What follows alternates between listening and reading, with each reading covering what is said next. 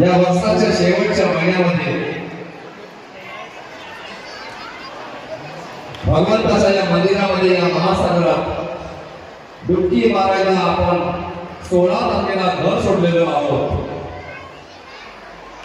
भगवंताची या महासागरात थोड्या वेळापूर्वी महायज्ञ पार पडलं आणि आता या भगवंताच्या या महासागरात सर्वच्या कार्यक्रमाला सुरुवात होत आहे. या महासागरात महाविशाल अशा जहाजावर सर्वांच्या व्यासपीठावर विराजमान आपले सर्वांची श्रद्धे हो भगवान भगवानच्या चरणी माझे प्रणाम. ज्याच्या माध्यमातून आम्हाला हे महासागर पाहायला मिळत आहे अशा आमच्या सर्वांची परमपुरुष सद्गुरू बाबांच्या चरणी माझे प्रणाम.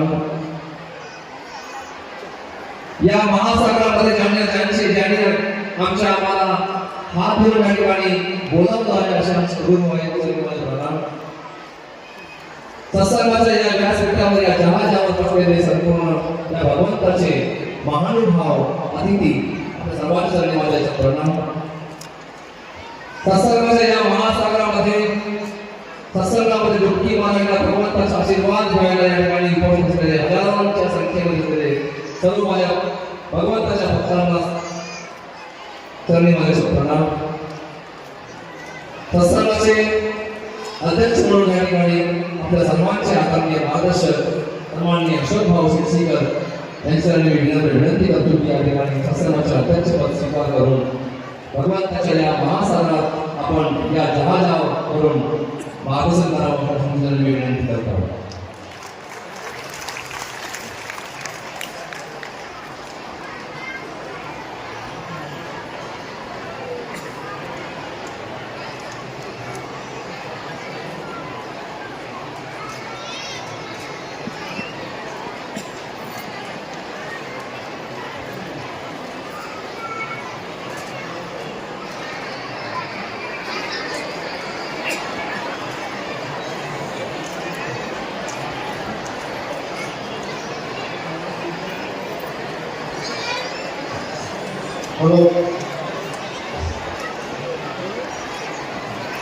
आपण सगळे मिळून भगवंताला एकदा जोरदार बोलतो. ओम भगवान सद्गुरु माऊलीको प्रणाम परमात्मा. आज दिनांक 16/12/2024 हे महासंमेलन या उमरेड नगरामध्ये साजरं होत आहे आणि ह्या महासंमेलनाच्या भक्ती जागरामध्ये तुम्ही सगळे फिरून आलेले आहे. आज सकाळी प्रभात निघून आपण इथे पोहोचलेलो आहोत.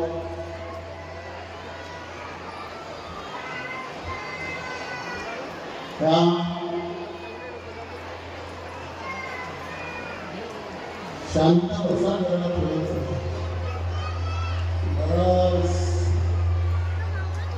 आवाज येतो. आपण इथे पोहोचल्यानंतर इथे हवन कार्य झालं आणि हवन कार्य आटोपल्यानंतर आता सत्संगाची सुरुवात झाली. या सत्संगामध्ये परमपिता परमात्मा ओम भगवान बाबा हनुमान उपस्थित आहे. त्यांच्या चरणी मला कोटी कोटी प्रणाम. माझे पूजनीय सद्गुरू माऊली उपस्थित आहे. त्यांच्या चरणी माझा साष्टांग प्रणाम. माझी गुरुवारी उपस्थित आहे. त्यांच्या चरणी माझा साष्टांग प्रणाम.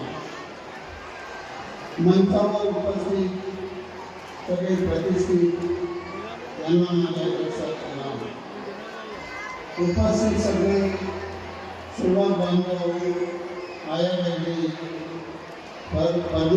परमेश्वराचे भक्त सद्गुरूचे शिष्य यांना मला लक्षात करा.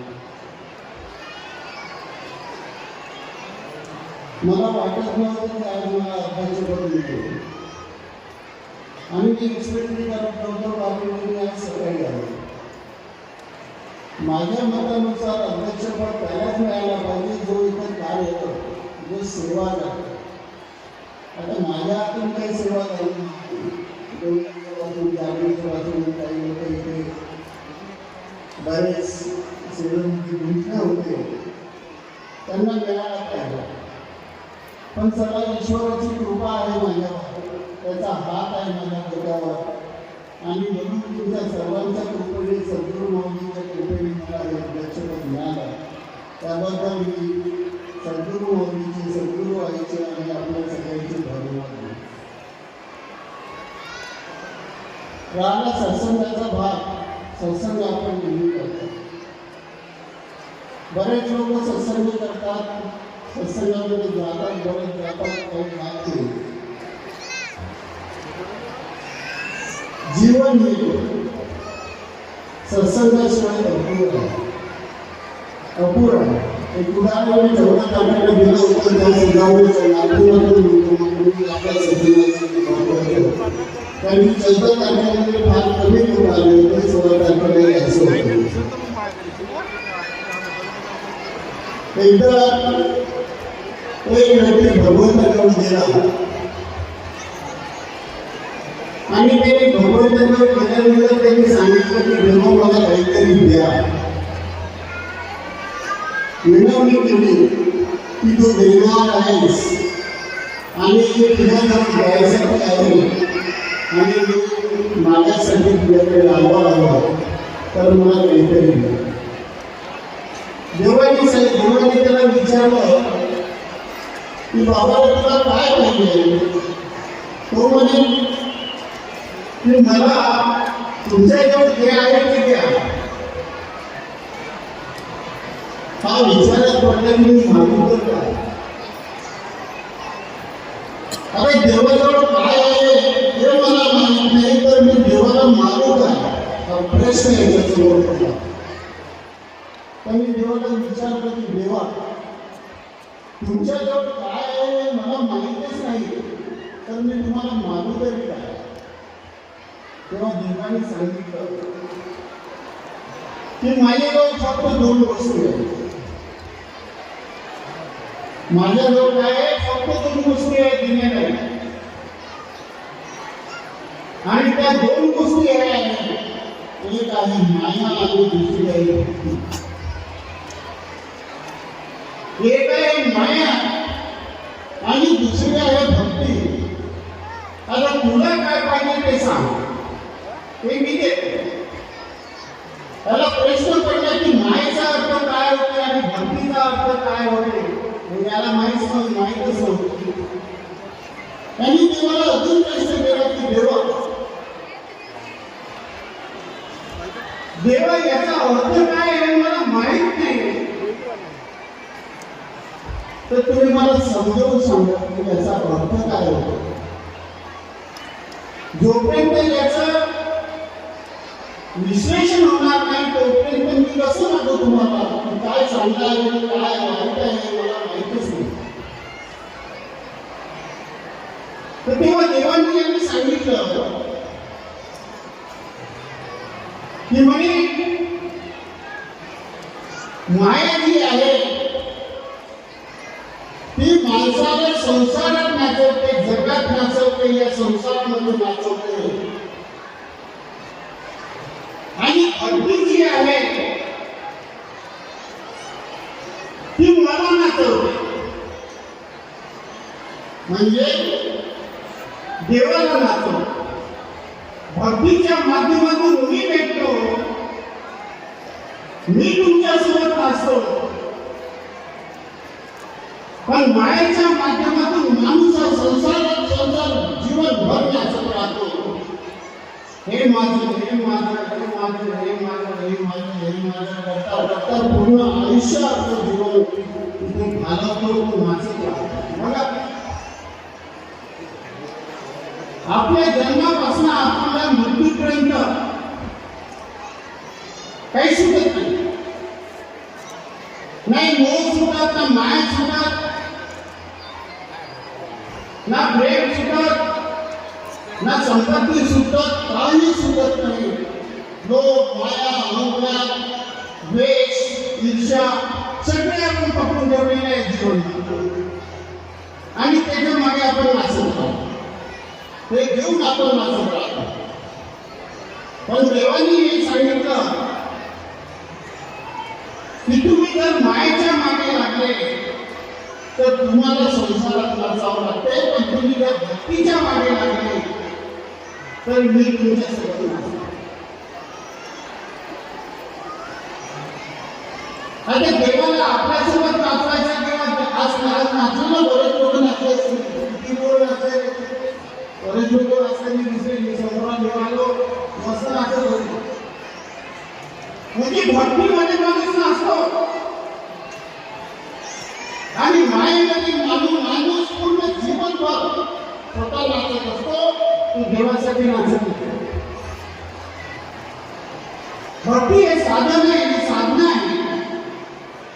ज्यावेळेस साधना आपली तयार होते त्यावेळेस ईश्वराजवळ आपण जातो आणि ईश्वराविषयी आपल्याला प्रेम मिळालं.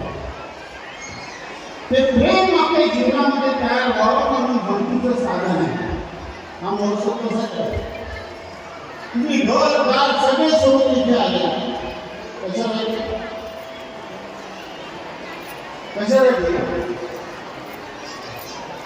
काहीतरी इथे मिळणार आहे. परमेश्वराची गाठभेट जी होणार आहे हे आपल्याला माहित होतं. जी आपल्या घरी बसून होत नाही या जिथे होणार आपल्याला माहित होते. म्हणून आपण इथे बोलतो. आज परमेश्वराचा एवढा मोठा हा संमेलन हे जवळपास 6-7 वर्षानंतर इथे होत आहे. हा लाभ आपल्याला मिळावा. 6-7 वर्षापासून आपण इच्छित होतो हा लाभ आपल्याला मिळावा अशी आपल्या इच्छा होती. म्हणून आपण इथे बोलतो. याची इच्छा नव्हती ते नाही बोलतो. ते साधन बनवलं आपण लोकांनी, तुम्ही लोकांनी हे साधन बनवलं म्हणून इथे पोहोचले. ज्यांनी नाही बनवलं ते नाही पोहोचले. इथे तू सत्संग होईल, सद्गुरू माऊलीच्या माध्यमातून जो सत्संग होईल, ते बाकी लोकांच्या माध्यमातून जो सत्संग होईल, त्या सत्संगातून जे तुम्हाला मिळणार ते त्यांना नाही मिळणार. हा लाभ घ्यायसाठीच देवाची साधना असते. ईश्वराचं साधनच असं बनले की ज्या साधनामुळे आपला, कारण की त्याचा आणि आपला असा संबंध आहे की तो संबंध तुटू शकत नाही. त्याचा आणि आपला संबंध हा आपण जन्माला आल्यापासून जोडलेला आहे. तो आजचा नाही आणि जन्माला आल्यापासूनचा हा संबंध आपला त्याच्याशी तुटू शकत नाही. म्हणून आपल्याला त्याच्यासोबत राहायचं आहे, त्याची साधना करायची आहे, त्याची पूजा करायची आहे, त्याचं सत्संग करायचं आहे. आणि या मर्यादेच्या प्रत्येक मर्यादा प्रेमाचे जे नियम दिले त्या नियमाच्या माध्यमातून आपल्या जीवनाची वाटचाल जोपर्यंत होत नाही तोपर्यंत आपण साधन करतो. एक 5 मिनिटं मी घेणार बोलणारे गावकरी बोलणारे 5 मिनिटं घेणार अजून एक उदाहरण मी तुमच्यासमोर ठेवतो.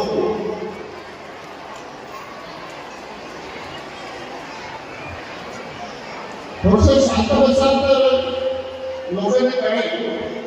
एक उदाहरण मी ठेवतो. मी असं एक सत्संग ऐकलं होतं तर तिथलं ते उदाहरण खूप सुंदर मला वाटलं की आपला आणि ईश्वराचा संबंध हा कसा आहे. एकदा घरी एक मयत पडली होती. सगळे लोक रडत होते. कोणी म्हणे माझ्या नवरा गेला, मुलगी म्हणे माझे वडील गेले, आई म्हणजे माझा पोरगा गेला, असं चालू होतं. एकदा एक संत तिथून जात होता. त्याने एक दिसलं.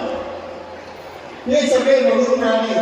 तरी विचारलं की तुम्ही का बरं रडता. त्यांनी सांगितलं गेले म्हणजे कोण गेले तर म्हणे हे गेले. अरे हे म्हणजे कोण गेले कसे होते म्हणजे होते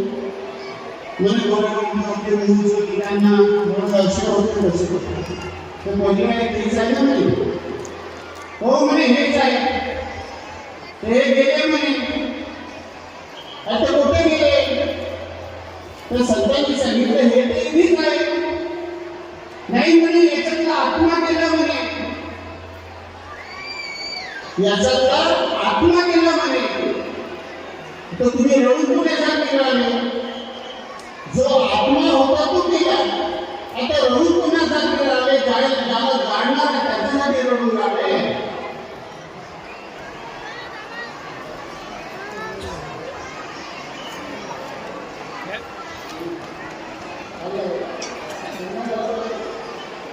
अच्छा माझी उद्देश कमी झाली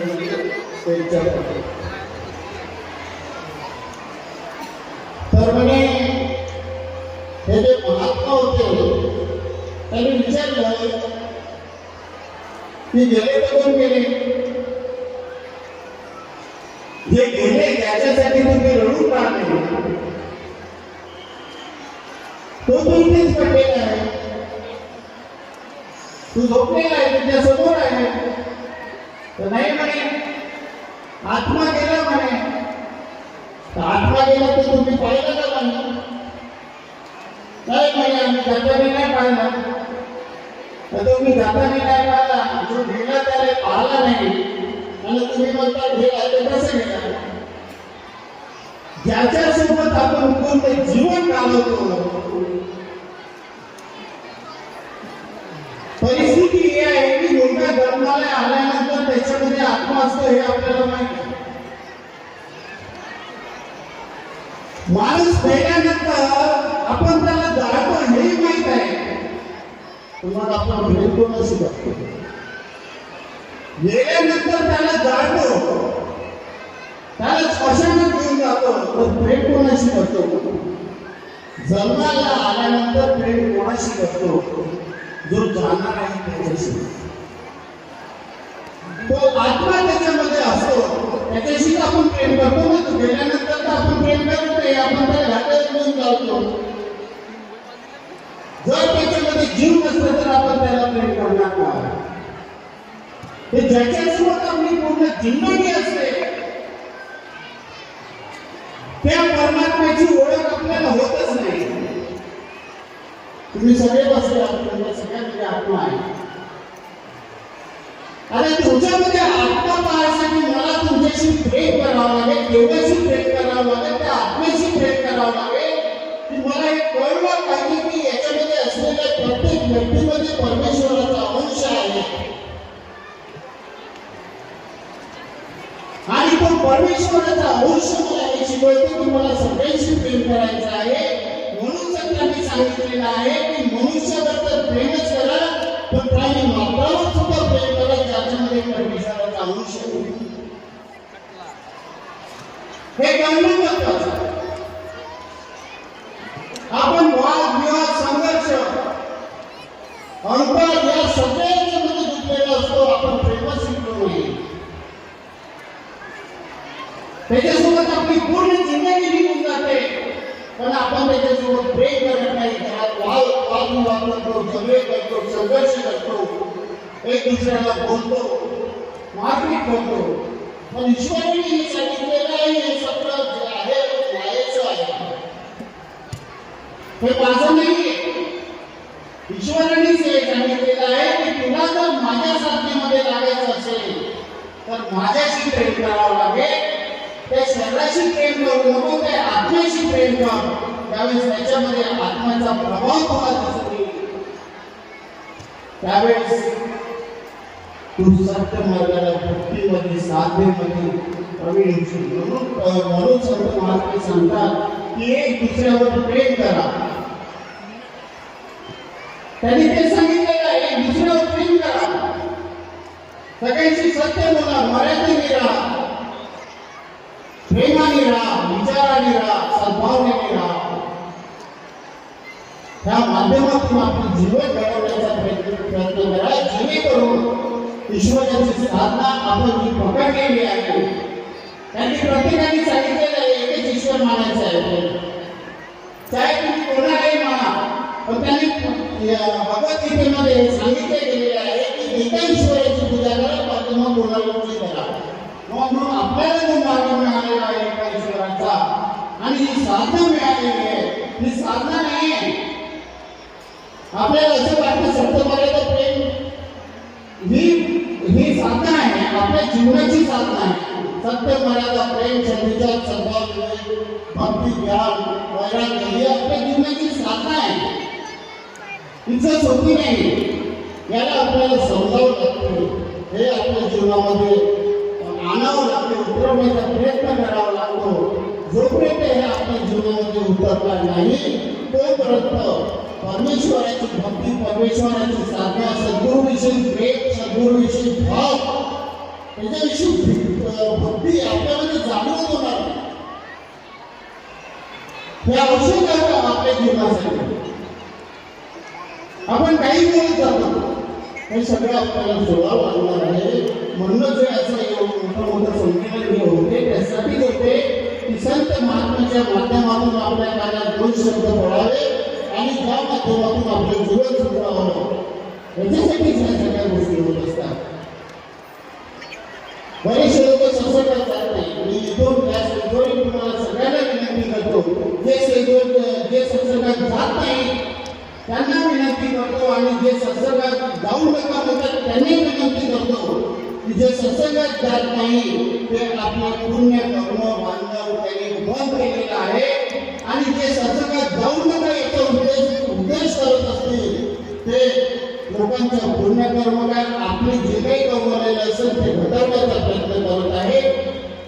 आजच्या निमित्ताने मी एवढंच तुम्हाला संदेश देतो, आपल्या घरी सत्संग करा, कुटुंबात सत्संग करा, परमेश्वराची चर्चा करा, गावाच्या सत्संगामध्ये जा, आणि जेवढं काही पुण्य तुम्ही कमवू शकता सांगितलं की भक्ती जर केली, भक्तीच्या माध्यमातून परमेश्वराची वाटचाल सुरुवात होते. सत्य मर्यादा प्रेम सद्विचार या सगळ्या गोष्टी ऑटोमॅटिक येतील जर तुम्ही सत्संगामध्ये गेली तर.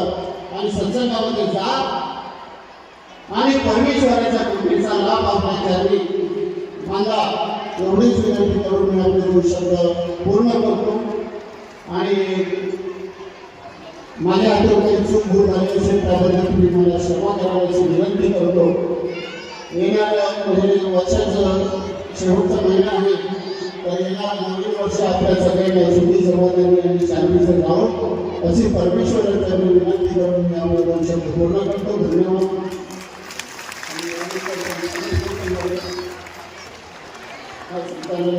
मला वाटतं 14 दिवसात करणार आहे, त्यांना विनंती करतो की आपला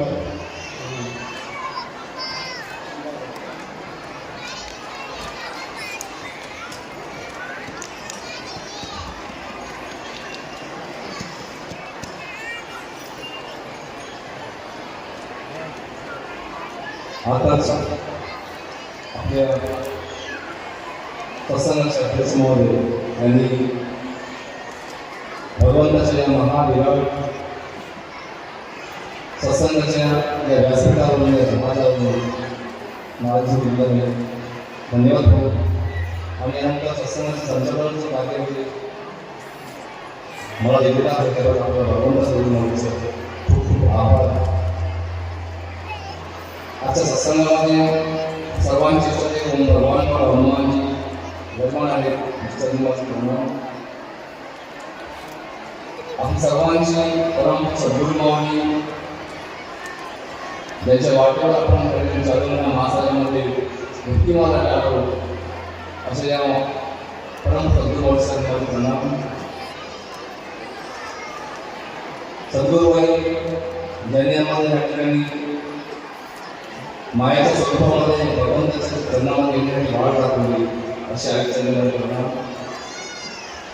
अध्यक्ष महोदयांच्या प्रणाम. संपूर्ण सत्संगाच्या व्यासपीठ महानुभाव चरणामध्ये प्रणाम. सत्संगाच्या या महासागरात तमाम हजारांच्या संख्येमध्ये आलेले भगवंताचे भाविक सद्गुरुमावली सर्व शिष्य आपल्या सर्वांचं नियोजन करणार. यानंतर त्यांच्या हातामध्ये वाट बघतो. आई ही काय असते, लेकराची माय असते, वासराची गाय असते, दुधाची साय असते आणि लेकराला संस्काराच्या शाळेमध्ये संस्कारांच्या जीवनामध्ये पदार्पण व्हावं म्हणून परमेश्वराला नेण्यासाठी ही एक वाट असते. अशा सद्गुरूबाईंच्या मी या ठिकाणी विनंती करतो, त्यांनी या सत्संगाच्या व्यासपीठावरून आम्हाला मार्गदर्शन करावं ही तुमचं आपल्याला सुचवलं.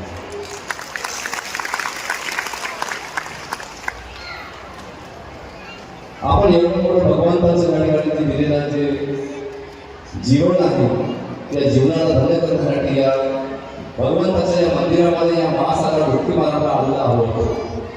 आणि तुम्ही सर्व या महासागरात डुबकी न मारता त्या किनाऱ्यावर उभे आहात. कोणी महासागरातून जसं बाहेर पडून जात आहे की अशी व्यवस्था नाही. आणि म्हणून आपण ज्या ठिकाणी ज्या कामासाठी आपण आलेले आहोत त्या ठिकाणी आपण बसलेलं पाहिजे, शांत राहिलं पाहिजे. तुम्ही सर्वांनी एका 2 मिनिट डोळे बंद करा. सर्वांनी तुम्हाला तुमचं भगवंताचं गुण म्हणणे तुम्हाला विनंती असणार आहे. सर्वांनी 2 मिनिट डोळे बंद करा. डोळे बंद केले, ध्यान करा भगवंताचं 1 मिनिटाचं. आता निश्चित तुम्ही आपले डोळे उघडा 1 मिनिटामध्ये आणि भगवंताच्या चरणामध्ये तुम्ही आता भगवंताला आपल्या विराट स्वरूप बघून सद्गुरू या माऊलीच्या आईच्या माणसाला निश्चिंतपणे शांतपणे ऐकून घ्या ही विनंती.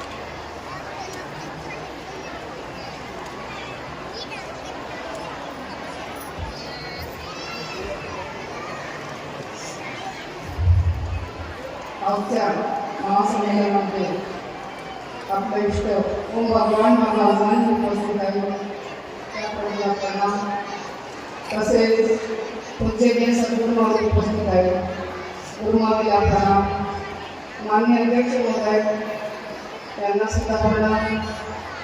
भगवंताला मानणारे भगवंताचे भक्त माझ्या आईने त्यांना सुद्धा प्रणाम. संपूर्ण व्यासपीठावर बसलेले काही भक्तांना त्यांना सुद्धा प्रणाम.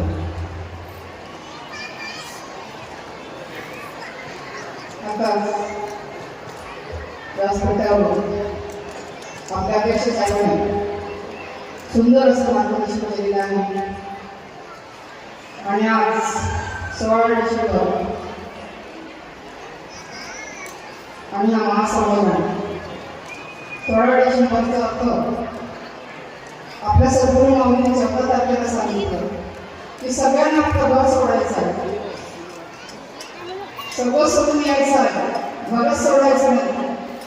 तर आपल्या देव विचार आहे जे काही वाईट गुण आहे ते सगळं आपल्याला सोडायचं आहे आणि एका व्यक्तीने इथे येऊन बसायचं आहे. पण आपलं मन मात्र बसत नाही. आज ह्या महासागरामध्ये वाटत नव्हतं आम्हाला की इतके लोक येतील, एवढे भगवंताचे भक्त येतील, कल्पना केली होती. पण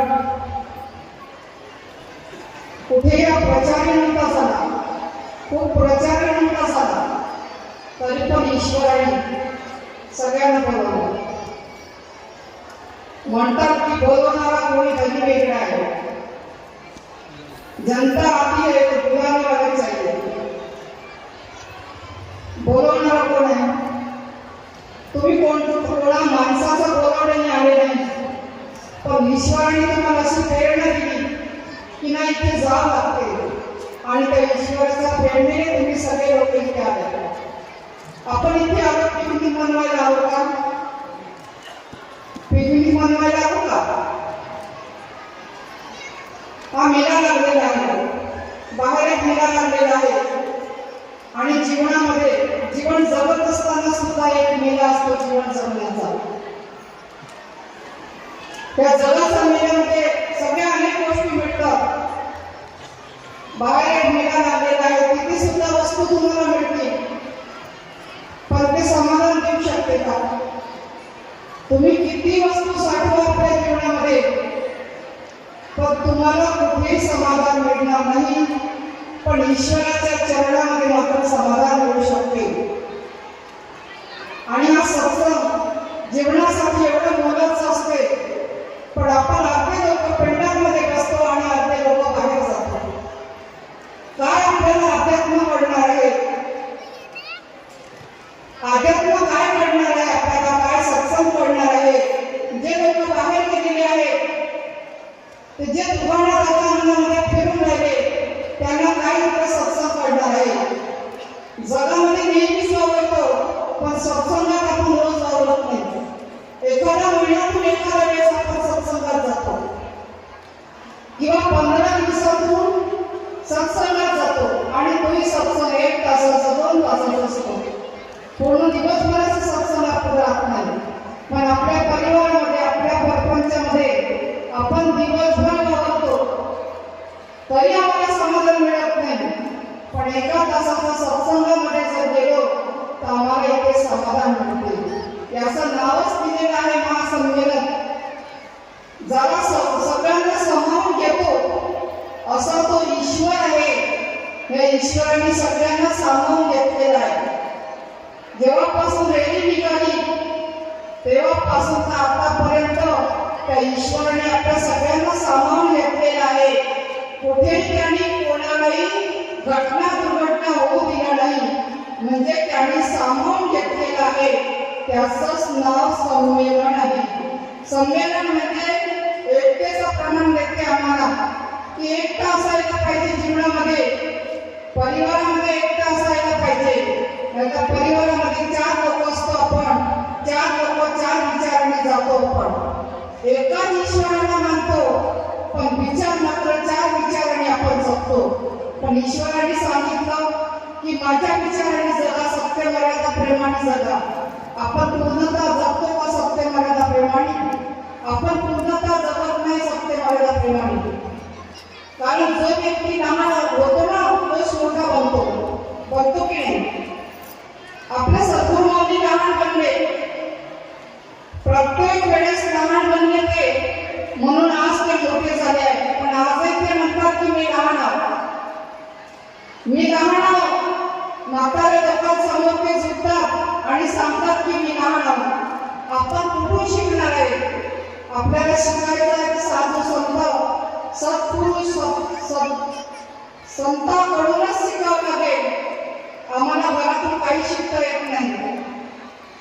घरामध्ये आम्ही कधी बसत नाही आपल्या मुलांना घेऊन, आणि कधी ईश्वराची चर्चा करत नाही.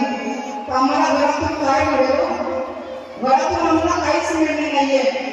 आम्हाला जर मिळत असेल, समाधान जर मिळत असेल, शांती जर मिळत असेल, तर याच ठिकाणी आम्हाला मिळणार आहे.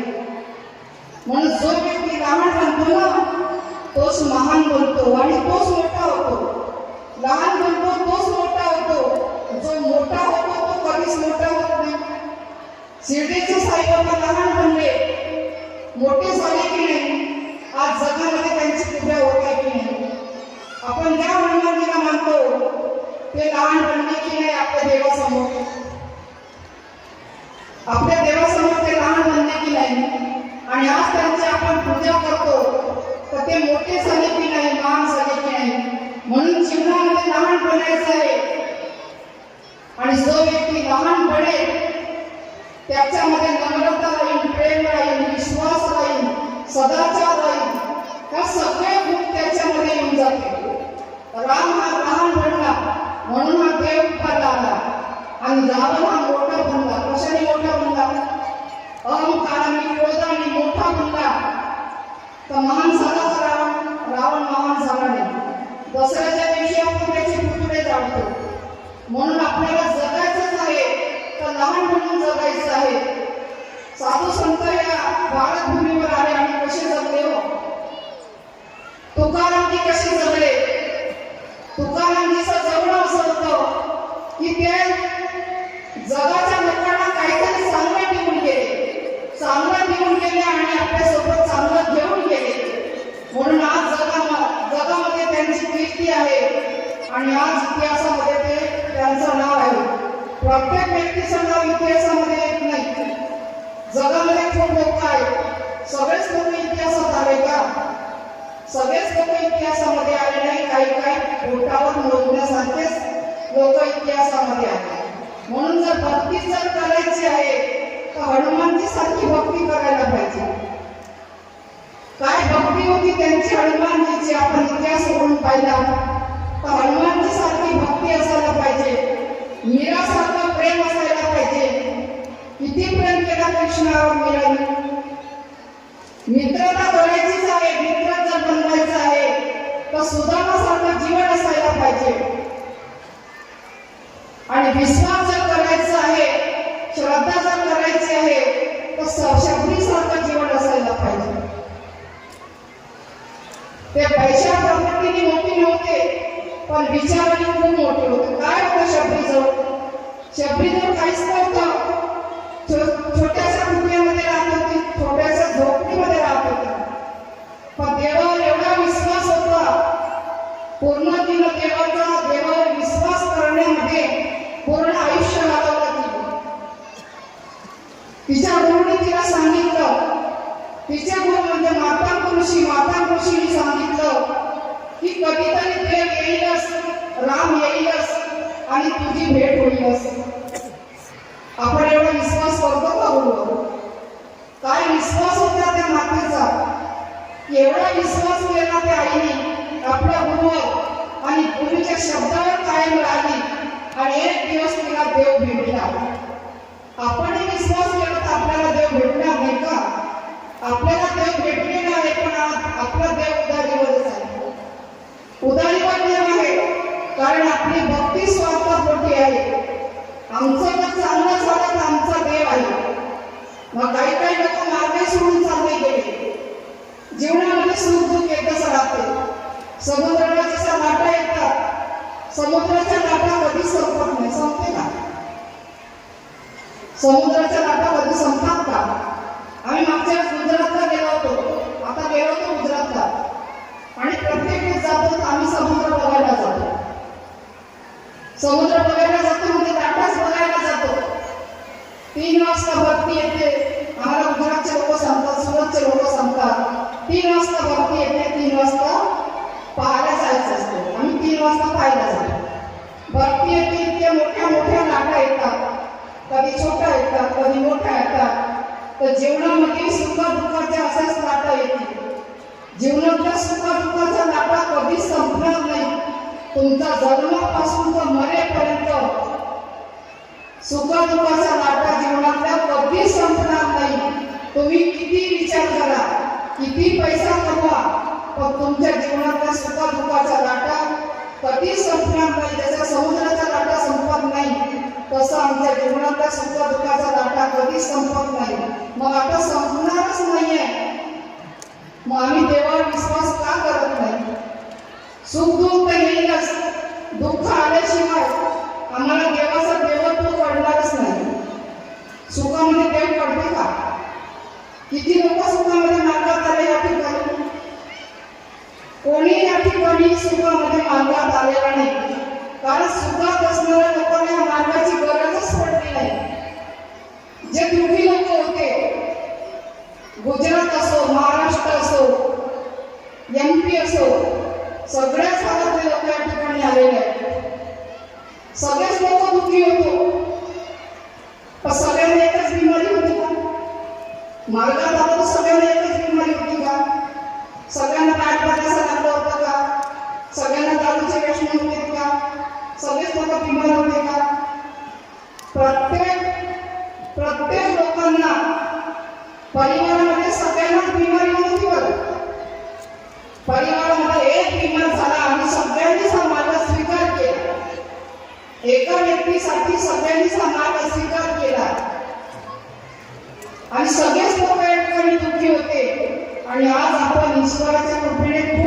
आहोत, खूप सुखी आहोत.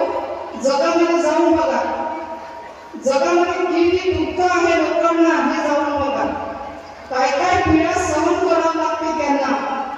त्यांना जर काय खाद्याचं लागलं, आपण विश्वास करत नाही त्या गोष्टीवर. पण बाहेरचे लोक जे विश्वास करतात आणि ते जे विश्वास करतात तेच परिणाम त्यांच्या जीवनावर जाणवतो. आपण विश्वास करत नाही बाहेरच्या गोष्टीवर, म्हणून आपल्यावर त्याचा परिणाम कुठल्याही प्रकारचा जाणवत नाही. विश्वासच करायचा आहे. आपणही आपल्या जीवनामध्ये तांत्रिक येऊन गेले, पण कुठेही समाधान मिळालं नाही. पण ह्या ठिकाणी मात्र आम्हाला समाधान मिळालेलं आहे आणि सुखदुःख लागलेलेच आहे आणि राहिलं शेवटपर्यंत. साधू संतांना सुखदुःखाने नाही सोडलं. त्यांना तर खूपच त्रास जीवनामध्ये, त्यांचा इतका त्रास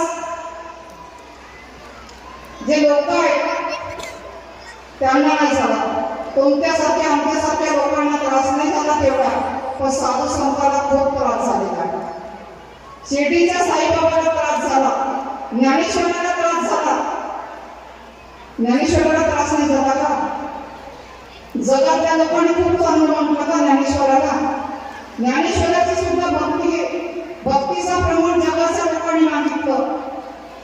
ज्ञानेश्वरांनी रेड्याच्या तोंडातून वेद बोलून भक्तीचा प्रमाण दिलं जगाला. शिर्डीच्या साईबाबांनी पाण्यामध्ये दिवे जाळून भक्तीचा प्रमाण दिलं आहे जगाला. मीराबाईंनी विष पिऊन भक्तीचा प्रमाण दिलेलं आहे जगाला. तेव्हा कुठे या जनरेशननी त्या संतांवर विश्वास केलेला आहे. त्या लोकांनी हा जनरेशन तेव्हाच विश्वास करतो जेव्हा साधू संतांना त्रास होते, तेव्हाच त्याच्यावर विश्वास करतो. ज्ञानेश्वरावर विश्वास नाही केला. त्याला किचडाने मारत होते, किचड उचलून किचड फेकायची त्याच्यावर. इतका अत्याचार ज्ञानेश्वरांनी काय, तुकारामांनी काय, नामदेवांनी काय, सगळ्यांनी सहन केलेला आहे. जिथं सहनशीलता आहे तिथंच आपल्या पाठीशी ईश्वर आहे असं समजायचं. म्हणून प्रत्येक व्यक्तीला सहनशीलता असायला पाहिजे आणि आमच्या आयामध्ये सहनशीलता मात्र असते. पुरुष मंडळी राग मानून घेऊ नका, पण आयामध्ये सहनशीलता असते. ती सगळ्यांचं करते, परिवाराचं करते, येणाऱ्या जाणाऱ्याचं करते. आज एवढीकडे आम्ही बघितलं, 14 तारखेला गुरुमाऊलींनी सांगितलं की आया नदीमध्ये म्हणजे व्यवस्थित चालतात, पण पुरुष मंडळी चालत नाही. आणि नेमकं आज तसंच झालं. नेमकं तसंच झालं. आमच्या आया चांगल्या चालल्या. आईला सांगितलं की तुम्ही थांबा. बायांचं काय निघलं का? आया थांबल्या. पण पुरुष मंडळी थांबायला झाली नाही. कुठे चालले होते तर माहिती आहे. कुठे चालले होते? गावात चालले होते. शिस्त आहे ना, सगळे कार्यक्रम शिस्त पद्धतीने व्हायला पाहिजे. आपल्या देवाची शिस्त बिघडायला नाही पाहिजे. जर देवाची शिस्त बिघडलं आपण आमच्या जीवनाचं शिस्त बिघडल्याशिवाय राहणार नाही. बिघडेल की नाही? म्हणून जे ईश्वराने नियम दिलेले आहे त्याच नियमाने आपल्याला चालायचं आहे. आपण देणी काढतो कशासाठी? याच्या आधी सांगितलं होतं की हे खेडेगाव नाही आहे. उमरेड शहर आहे आणि ज्या गाड्या जातात, वाहतुकीमध्ये जातात, गाड्या जातात, त्यांच्यासाठी आपल्याला एक रस्ता द्यावा लागते. तरी पण आपण गोंधळ केला. पण तुम्हाला विनंती करते मी की याच्यापुढे जर काही आपला महासंमेलन कुठेही झाला तरी कुठली शिस्त बिघडवू नका. कारण पाहणाऱ्याचा दृष्टिकोन असते. बाहेरचे लोक आपल्याला पाहतात. याच्या आधी आमच्या गावामध्ये अशी चर्चा होती उमरेड शहरामध्ये की काय यांची शिस्त आहे, काय तीनच्या गाडीने चालतात. हो, बाई 3च्या गाडीने चाललेली आहे, माणूस 3च्या गाडीने चाललेला. काय शिस्त आहे? कोणत्याही पोलिसाची गरज पडत नव्हती. आमची जी मुलं होती व्हॉलेंटियर, ते व्हॉलेंटियरच एवढी रेडी सांभाळायचे 10, 15, 20 हजार लोकांची. पण आज व्हॉलेंटियर लोकांना नाही ऐकले, त्यांच्या सिटीला नाही ऐकले. म्हणजे ऐकायचंच नव्हतं, आम्हाला जायचं होतं. खूप घाई गर्दी आहे जीवनामध्ये, जाण्या येण्याची खूप घाई गर्दी आहे. आता येण्याची घाई गर्दी, आता जाण्याची घाई गर्दी नाही, येण्याची घाई गर्दी झाली. सत्संग संपला की जेवण्याची घाई गर्दी, मग जाण्याची घाई गर्दी. जीवनामध्ये घाई गर्दी आहे. वर जाण्याची कोणाला घाई गर्दी नाही आहे का? एखाद्याला मला वर लवकर जायचं आहे, इथलं माझं काम संपलं की मला देवासमोरचं काम करायचं आहे, अशी घाई गर्दी आहे का? मला कोणाला नाही आहे. पण ज्ञानेश्वराला होती. ज्ञानेश्वर मला वाटते 22 वर्षातच त्यांचा मृत्यू झाला. ज्ञानेश्वराला वाटत होतं की माझं इथलं काम संपलेलं आहे, पृथ्वीकरणावरचं, मला माझा देवाचं काम करायचं आहे. म्हणून त्यांचे भाऊ होतेच, निवृत्तीनाथ मोठे होते, ते जिवंत होते, ते सगळे रडायचे. ज्ञानेश्वर जेव्हा जाणार होता तेव्हा सगळे भाऊ रडायचे. ज्ञानेश्वर, मुक्ताबाई, निवृत्तीनाथ सगळे रडायला लागले. तेव्हा ज्ञानेश्वरांनी समजून सांगितलं की माझं इथलं काम संपलेलं आहे, मला तिथलं काम करायचं आहे. आपण असं कधी म्हणतो का, माझं इथलं संपलेलं आहे, मला तिथे जायचं आहे? अरे 100 वर्ष देऊ द्या ना देवाला आपल्यासाठी, तरी कमी आहे जगण्यासाठी. शरीराने आम्ही बुजून जातो, डोळ्याने दिसत नाही, पायाने चालता येत नाही, हाताने काम करता येत नाही, धड बोलता येत नाही, ऐकायला येत नाही, तरी पण जगण्याची खूप अपेक्षा असते. माणसाने जगावं. 100 वर्ष जगण्याला काही महत्व नाही. जगायचं आहे तर चांगलं जगा, 50 वर्ष जगा, 25 वर्ष जगा. 100 वर्ष जगून काय फायदा? 100 वर्ष जगून आपण काहीच कीर्ती करू शकत नाही जीवनात. नाही आम्ही ईश्वरासाठी चांगली कामं करू शकत, तर जीवनामध्ये आम्हाला चांगले कामं करायचं आहे. आणि जे संस्काराच्या गोष्टी निघाल्या होत्या की प्रत्येक जीवाला या ठिकाणी संस्काराची गरज आहे. तो लहान मुलगा असो, तरुण मुलगा असो, म्हातारा असो, आया असो, बाया असो, सगळ्यांना संस्काराची गरज आहे. मरेपर्यंत आपल्याला संस्काराची गरज आहे. अजूनही आपण पूर्णतः संस्कारी झालेलो नाही आहोत. म्हणूनच या ठिकाणी आपल्याला सत्संगाची गरज पडते. आणि प्रत्येक व्यक्तीला संस्कार आपल्या जीवनामध्ये चांगले संस्कार उतरवायचेच आहे. जीवनातला अध्यात्म कमी होत चाललेला आहे. जगातलं शिक्षण खूप वाढत चाललंय की नाही? खूप लोक शिक्षित झाले, पण संस्कार इकडे मात्र कमी होत चाललेला आहे. ज्या संस्काराने आमचं जीवन बनते, ज्या संस्काराने आमच्या जीवनाला मोक्ष मिळणार आहे, तेच संस्कार आमच्या जीवनातले कमी होत चाललेले आहे. एक दिवस सगळ्यांना जायचं आहे, कोणीच थांबणार नाही या जगावर. सगळ्यांना जायचं आहे, कोणी आधी जाते, कोणी नंतर जाते, पण जायचं आहे. मग जात असताना आपले चांगले कर्मच घेऊन जाणार. कोणी काही घेऊन जात नाही. तुम्ही किती प्रॉपर्टी कमवा, जागता जागा सगळेच राहणार आहे. तुमच्याकडे खूप शेती असू द्या, पण सगळी शेती तुमचे 2 मुलं 4 मुलं असतील, सगळे आपापल्या नावाने प्रॉपर्टी करून घेतील. पण तुमची स्वतःची जर तुमची प्रॉपर्टी असेल तर हे एक अध्यात्म आहे आणि सत्संग आहे. तुमच्या सत्संगाशिवाय तुम्ही काहीच मिळू शकत नाही. तुमच्या चांगल्या विचाराशिवाय तुम्ही आपल्या जीवनामध्ये काहीच मिळू शकत नाही. म्हणून आपल्या जीवनामध्ये आपल्याला इतके चांगले विचार ठेवायचे आहे. प्रत्येक वेळेस आपल्याला मृत्यूची आठवण करायचं आहे. ज्याला मृत्यू कळलं त्याला जगण्याचा सार कळला. साधू संतांना मृत्यू कळलं तर कधीतरी मृत्यू येईलच. ते देवाला म्हणायचे की देवा होऊ शकते माझी आजची रात्र शेवटची असावी, मी तुला आजच धन्यवाद देते आणि निवांत झोपून जातो संत. ही शेवटची रात्र असावी म्हणून देवा मी तुला धन्यवाद देते की माझ्या जीवनामध्ये तू उभं राहून खूप चांगलं माझ्या जीवनातलं कार्य केले. आपण करतो का असं? खूप कमी आहे आमच्या, खूप कमी आहे. खूप लांब आहोत आम्ही ईश्वरापासून आणि त्याच्या सत्संगापासून खूप लांब आहोत. जवळ जायला खूप वेळ आहे आम्हाला. किती जन्म लागते तर माहित नाही त्या ईश्वराजवळ जायला आणि ईश्वर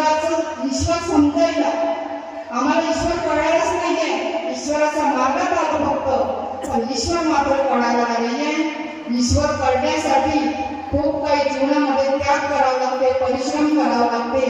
तेव्हा कुठे ईश्वर कळते, तेव्हा कुठे देवाचं देवत्व कळते आम्हाला. आणि देवाचं देवत्व कळण्यासाठी आम्हाला नम्रतेने राहावंच लागेल, लहान बनून राहावंच लागेल. तेव्हाच देवाचं देवत्व कळेल. मी आयांसाठी एक शब्द म्हणते की माता ही निर्माता असते.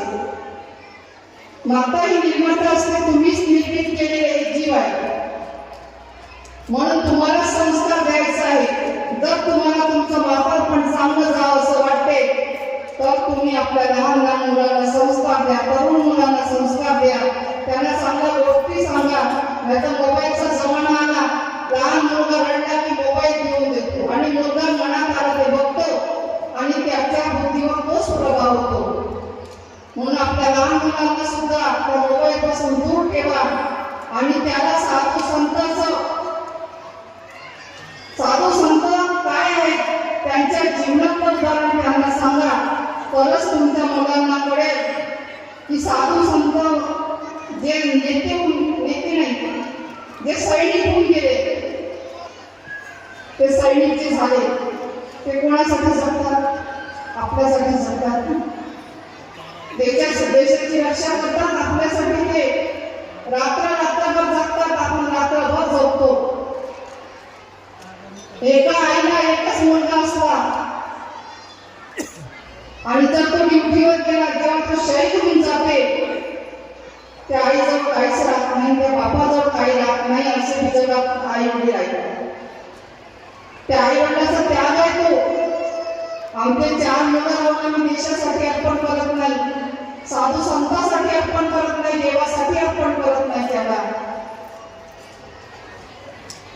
आम्हाला ईश्वरासाठी एक छोटस सांगते आणि नंतर बंद करते. एका आई वडिलाचा मुलगा एका संतांकडे गेला आणि त्या मुलाने सांगितलं, त्या गुरुला सांगितलं, त्या संताला सांगितलं की मला तुझ्याचकडे राहायचं आहे, मला संन्यासी बनायचं आहे. त्या मुलाची इच्छा होती की मला संन्यासी बनायचं आहे, ईश्वराप्रती जगाला प्रेरित करायचं आहे. पण आई वडिलांना असं वाटलं की माझा मुलगा संन्यासी बनणार आहे. म्हणून त्या संतांकडे आले आणि आई वडिलांनी सांगितलं की माझ्या पोराला संन्यासी बनवायचं नाही, माझा पोरगा परपंचातच राहील. पण मुलांनी सांगितलं की माझं जीवन मी समर्पण केलं आहे देवाकडे आणि मी देवाच्याच प्रेरणेमध्ये राहील.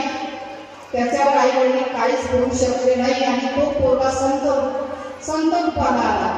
अशी जगामध्ये मुलं आहेत, वाईट विचारातली मुलं आहेत, अनेक विचारांनी भरलेला जग आहे. त्या अनेक विचारांनी भरलेल्या जगाला आपल्याला चांगलं काहीतरी प्रेरित करायचं आहे. म्हणून प्रेरित करत असताना आयांना, माझ्या सेवक वर्गांना, माझ्या ईश्वराच्या भक्तांना विनंती करते की आपल्या मुलांना चांगले गुण द्या आणि चांगल्या गुणानेच ते थोडं वाढतील आणि तुमचा येणारा जो काही म्हातारपण आहे तो मात्र चांगला जाऊ शकते. बोलासाठी खूप काही असते, बोलासाठी खूप काही असते. ईश्वराजवळ करण्याची कमी नाही आहे. वेदव्यासजी जेव्हा सत्संग द्यायला बसले, त्यांनी समुद्राची शाई बनवली, पृथ्वीचा पान बनवला आणि पिंपळाचा खोड असतो त्याची लेपणी बनवली. सगळं संपलं, लेपणी संपली, समुद्राची शाई संपली, पृथ्वीचं पान संपलं, पण ज्ञान मात्र अधूरच राहिलं. म्हणून ईश्वराचं ज्ञान किती लोक इथे येऊन बोलतील तर अधूरच राहणार आहे. आपले सद्गुरू माऊली बोलणार आहे आणि वेळेच्या अभावी मी सुद्धा जेवढं काही बोलले आणि पुढे आपण कधी मला वेळ मिळेल तर पुढे बोललेलंच.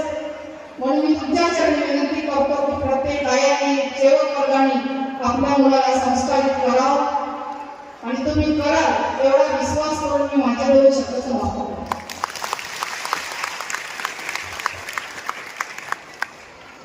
धन्यवाद आई. तुमच्या या ममताभरी आशीर्वाद रूपेने खूप खूप धन्य झालो. सारे तीरथ धाम आपके चरणों में, हे गुरुदेव प्रणाम आपके चरणों में. गुरु ब्रह्मा गुरु विष्णु गुरु देव महेश्वर गुरु साक्षात परब्रह्म तस्मै श्री गुरुवे नमः अशा आपल्या सर्वांच्या सद्गुरू माऊलींच्या ठिकाणी मार्गदर्शन होत आहे. मी परंतु सद्गुरू माऊली यांच्या चरणी विनंती करतो त्यांनी सत्संगाच्या या महासागरामध्ये या सत्संगाच्या या व्यासपीठावर या जहाजावर आम्हाला आमच्या जीवनरूपी मार्गदर्शन करून आपण धन्य करावे सर्वांच्या मते विनंती करतो. त्यापूर्वी आपण सगळे मिळून भगवंताला सद्गुरू माऊलीला मोठा प्रणाम करूया. ओम भगवान बाबा भगवान जी को प्रणाम, सद्गुरु माऊली को प्रणाम, परमात्मा परमपूज्य सद्गुरू माऊली यांच्या विनंती आहे की आम्हाला आमच्या जीवनामध्ये मार्गदर्शन करून आम्हाला धन्य करावं पूर्ण करावं हे आग्रहाची विनंती.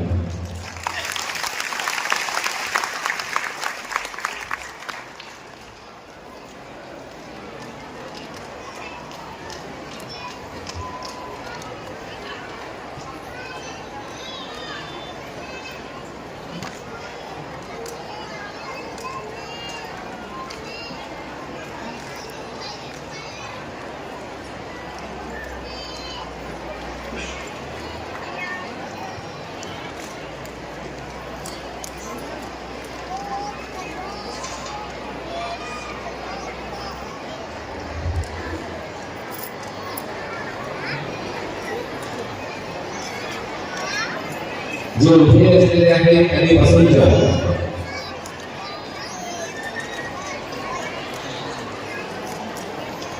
आज स्वागत करतो भगवंताच्या भगवंताचीच कार्य होत आहे. आणि माझ्यासमोर काहीच नाही. भगवंताचं जे कार्य आहे यादी स्वभावाचे कार्य करतो. त्याच्यानंतर भगवानची ओळख आणि आज बाबाचा सत्संग सोहळा असं नाव घेऊन आपण बसलेलो.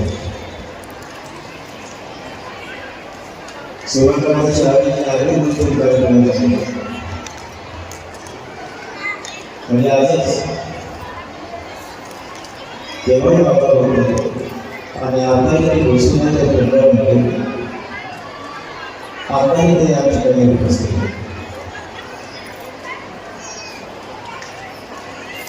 म्हणून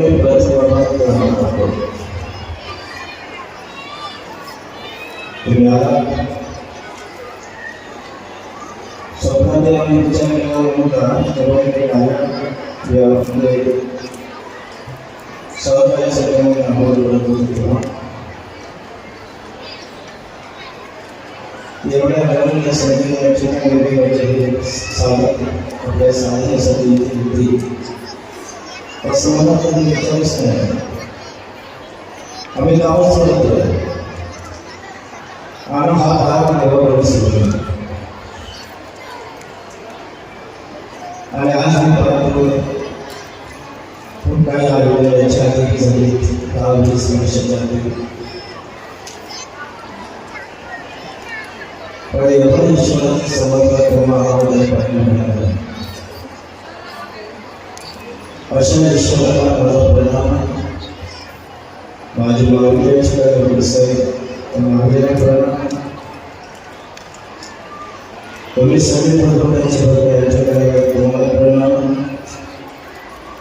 माझ्या आयाबाई संख्येला भांडवलच म्हणजे तरी याला प्रमाण करतो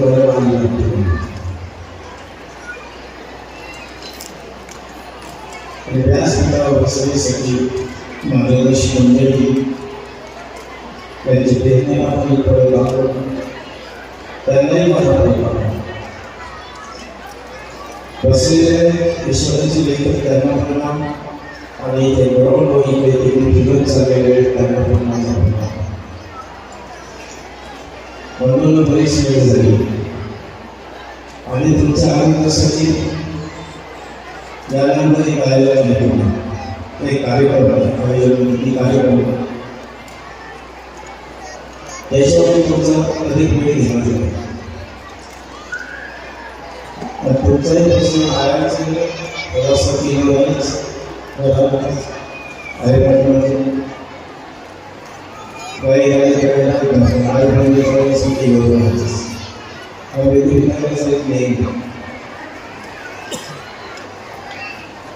तर पहिले आल्यानेच मी सांगतो की तुम्ही शांत बसा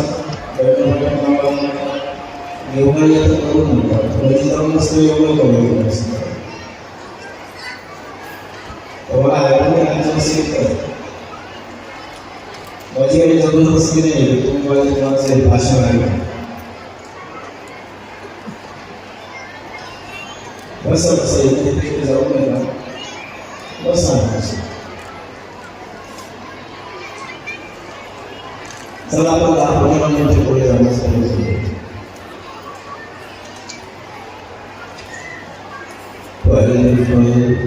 तुम्हारी याद आते रहे बाबा आते रहे. ईश्वर शरीरामध्ये जसे श्वास करते म्हणजे प्रत्येक श्वासात तुझी आठवण यावी आणि शरीराचे दर्शन आपण मार्गच देतो म्हणून तो मार्ग आपल्या शरीराला घेऊन जाण्यासाठी बॉडीला घेऊन जाण्यासाठी कोणता मार्ग चुकवतो कोणता शब्द कोणता कोणता कधी कधी तर पूर्ण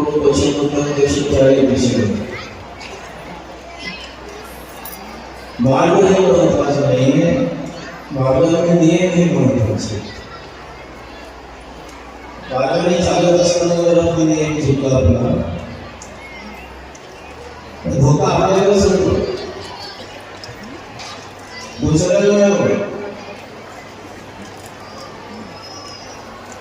अनेक मार्ग अनेक पथ अनेक विचारांना पूर्णपणे धावत चाललेली आहे. त्यांच्या पाठीमागे आपला प्रवास देशामध्ये देवत्व जे आपल्या पूर्वजांना आपल्याला सांगितलं असेल तर त्याची आठवण आपल्या पूर्वजांना सांगितलं होतं की देवाचं देवत्व आहे काही म्हणजे प्रत्येक शरीरामध्ये त्याचं देवत्व आहे असं सांगितलं होतं. पण संसाराच्या काही गर्दीमुळे काय म्हटलं संस्कार नाही म्हटलं संसार म्हणजे काही शब्दांमध्ये म्हटलं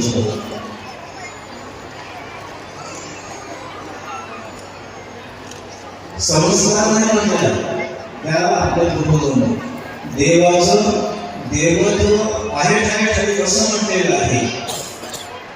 तर दुसऱ्या लाईनमध्ये हे सांगता येईल परिवाराच्या घाई गर्दीमुळे आठवत नाही आणि आपण परिवारी बोलतो आणि या परिवारामध्ये आपला जन्म झाला तेव्हा पहिले आपले बाबा त्याच्या आधी त्यांचे बाबा त्याच्या आधी त्यांचे बाबा मिळून पिढी आपला मुलगा सुरू झाला. आता आपण बाबा झालो नंतर आपले लेकर बाबा घरात सगळे बाबा असताना नाही संसाराचा एक बाबा तयार झाला नाही. तलाव पेढे आपल्या झाल्या पण आपल्या घरातून एकही महात्मा निघाला नाही. याचा अर्थ काय एकही नाही पुऱ्या पिढी नाही. कोणी देशने निघाले कोणी जुबानी निघाले कोणी सकाळू निघाले आणि ते संस्कार आपल्याला आपण वापरल्यानंतर जर आपली सुधारणा आपण केली नाही तर आपले पूर्ण आपला धंदा हा सुचल आपले जे यंत्र आहे आपण वापरलेलो आहोत जायला तेव्हा तुमच्या डोळ्याला असली आणि कुसावं राहणार नाही. ज्याला आपण डोळ्यानं पाहतो चित्रामध्ये आहे याला चरित्रच नाही मिळालं असेल तर हे चित्र चालते नाही. या चित्राला कोणतं काम आहे आपल्याला? तो चित्र करून तुमच्या घरात आला तो तुमचं चरित्र पाहायला आला आहे. याचं चरित्र काय? हा बोलतो कसा, वागतो कसा, समजवतो कसा, अहंकार आहे की नाही. कारण रोज त्याच्या समोर आपण बसतो तो रोजच आपल्याकडे पाहिजे आपल्या बुद्धीला 24 तासाचे दिवसभर.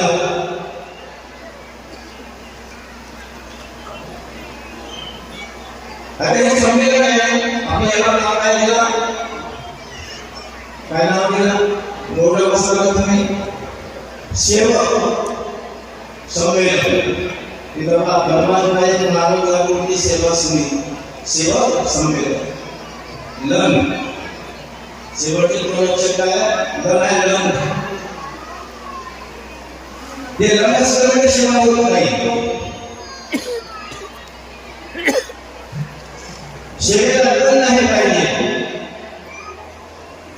सेवेला लन पाहिजे आणि तणाव असणारे चांगले विचार पाहिजे. ते या साऱ्या गोष्टी म्हणून येते.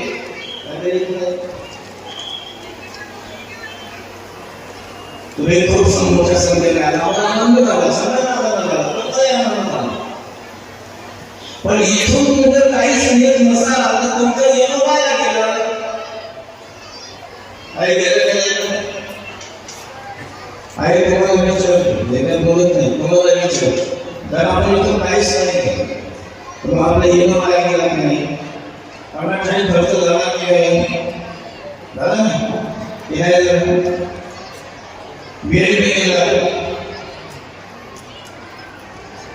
आणि एका स्वागताचा कार्यक्रम सुरू झाला नुकसान झालं थोडस. टाळ्याने पेंडा झाला टाळा वाजवला पेंडा झाला नाही. याचा अर्थ काय झाला? मी टाळ्याच नाही वाजवल्या. काही लोकांनी मोठ्या वाजवल्या काही लोक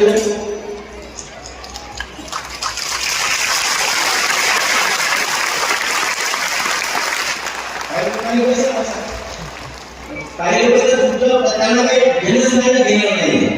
पण टाळीमध्ये काय होते समजतच नाही. पूर्ण शरीर समजतो डोक्याचं तारून नाही समजत. डोक्याचं तारून नाही समजत. तारूची पण त्यांना करते का इथं काय आहे डोक्याचं तारू काय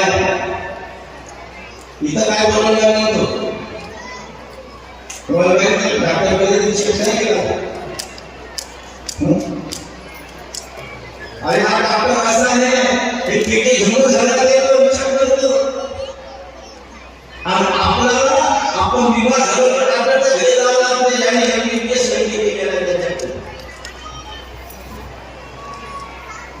जेव्हा याला उभं केलं आणि आपल्याला रोग येतो माझा लेखू कसा आहे चांगला नाही. इंजेक्शनची आवश्यकता की गोळ्याची आवश्यकता आहे.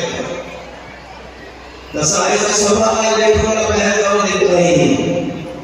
बापापेक्षा जास्त प्यार लेकरावर कोणी करत असेल तर ती आई आहे. कधी आईच्या रूपाने येतो कधी बाबाच्या रूपाने कधी भाऊच्या रूपाने येतो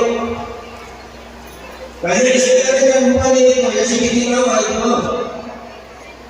पूर्वच एक नाव पश्चिमेचा एक उत्तरेचा एक दक्षिण किती 4 नाव आहेत.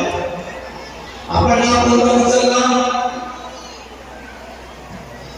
त्याला नाव सांगू किती नाव 4 नाव आहेत सांगू का तुम्हाला 4 नाव नंतर तुम्ही मला सांगा. तुमच्याकडे कसं झालं असं ना मी सत्संग सोडत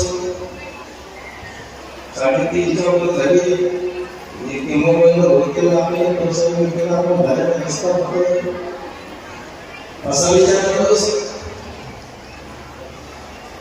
आपल्याबरोबर हजाराच्या कोणाच्या मनात नाही आहे, कोणाच्या मनात नाही आहे त्यांनी आपल्याबरोबर.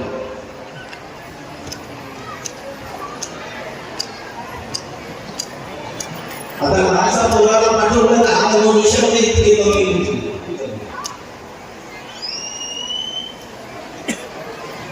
या जगामध्ये आम्ही राहतो, या जगाशी आमच्या संबंधामध्ये जगण्याचा या संबंधाला आम्हाला टिकून ठेवावं. आम्ही आपण नाही कारण आम्हाला कोणीतरी जगवून नाही गेलं आहे हे समजून नाही की आम्ही जगवून नाही गेलो आहोत. त्याने जर आमच्या डोक्यावर हात उचलून टाकला तर काही काळाला हात चिडिया चुकी थे. म्हणून मी तुम्हाला विनंती करेन, तुमच्या जवळ आहे इथे मोठा अभ्यासाला आपल्या पुढे बसला, तो सगळ्या शरीराचं सगळं ऑपरेशन करू शकतो. पण या शरीरामध्ये चाललेला हा चालते बोलते जाते येते खाते पिते काय काय करते, पूर्ण शरीराचे तुकडे करून मनुष्य शोध घेण्याचा प्रयत्न करताना दिसत नाही. नाकाला श्वास सोडता नाही, नाकाला श्वास घ्यायला सोडतात नाही, मोडता तेव्हा दिसते, सोडता तेव्हा दिसते, जो दिसत नाही तो सत्य आहे, दिसते तो नाशवंत आहे. त्याला ओळखायचा आहे, कारण हा जन्माला कसा आला, ब्रह्मकोटी आकाशातून निर्गुण काही निराकार निर्गुण स्वरूपी माया झाले परब्रह्म शक्ती. शक्ती वेळेला बोट म्हणते ते पण नाही,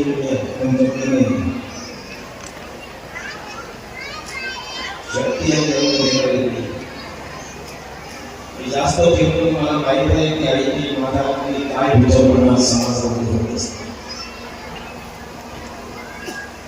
आईचे काय आईच्या पुढ्यात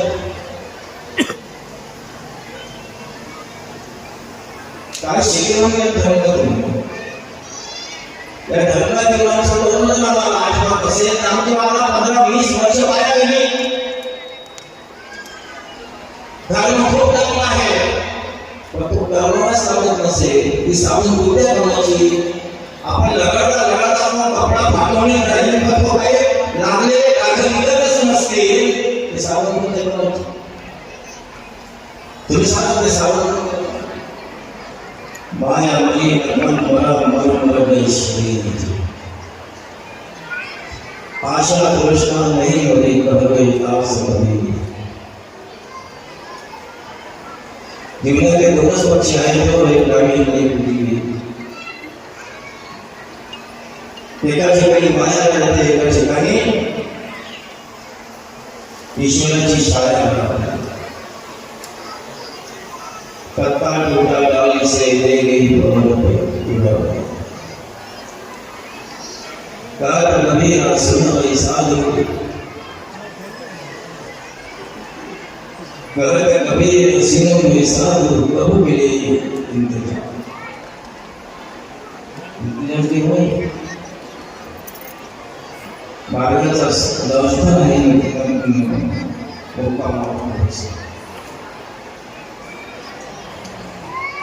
मुक्कामाची कधीतरी आठवण ज्यावेळेला मी आपण ते खर्च केला असेल तेव्हा खाली देव करायला काही सांगता येत नाही. आमची मालकीची प्रॉपर्टी पाहिजे. मालकीची प्रॉपर्टी यांचा चांगलेपणा आहे त्याच्या पावलाशी निगडीत राहा. हा सुंदर असा प्रयत्न करू नका. त्याला मोठा करावा नाही. हा रामचंद्र अंकेल गेला तर रावण ते काय त्या वाडीमध्ये गेला तिथं जाम संत लावली होती त्या वाडी. आईला गेला आम्ही भूक लागली याच्या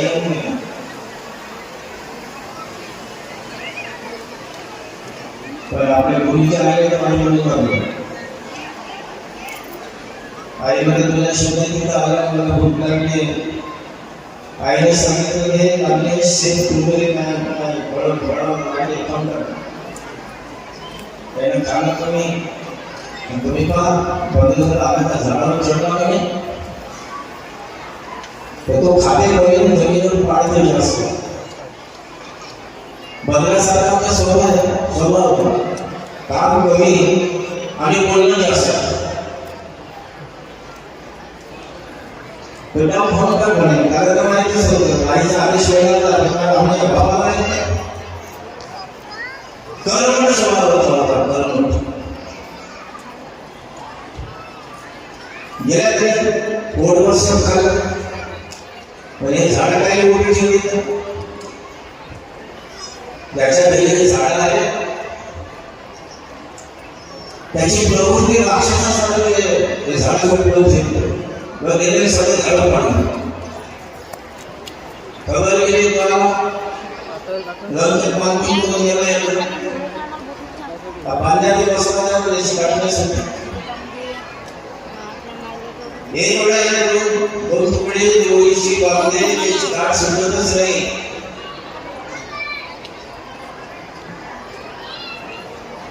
गेल्या कोणी नुकसान केलं ह्याकडे नाही तुम्ही नुकसान नाही केलं. म्हणजे 4-5 शेतकऱ्यांना फळं खाल्लं 4-5 फळं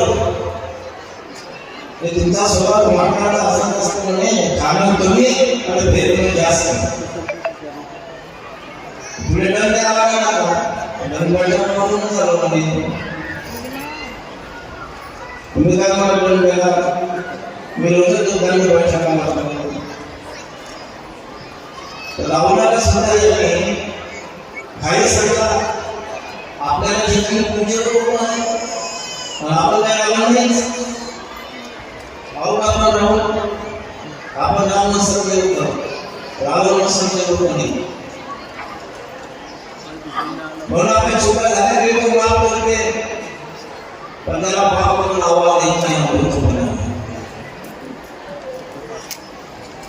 पापी मात्र पण समाधान मिळालं तर मन त्याच्याकडे नजर देवी जाते. देवा देवा कुठला देवा अशी गंमत आहे.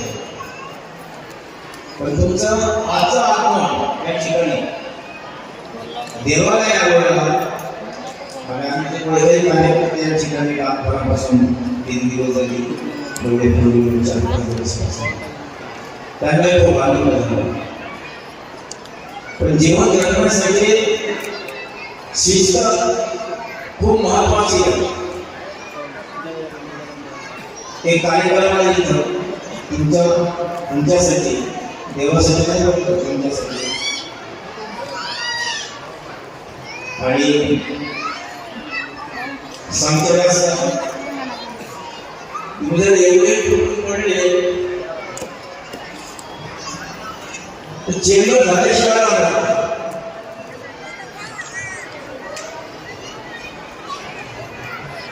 आणि अन्न देवतेला जर राग आला तर कधी आपल्याला उपाशी ठेवण्याची काही गॅरंटी नाही. म्हणून थोडंसं तुम्हाला सावधान राहावं लागलं. टप्प्याटप्प्याने तुम्ही भोजन करायला गेले तर तुमचा अन्न प्रसन्न राहील बाबाही खुश राहील. तुमचं काही चुकलं असं तर तो असाच माफ करून देईल. तुम्हाला कुटुंबाची काही गरज नाही कारण एवढी जेवढी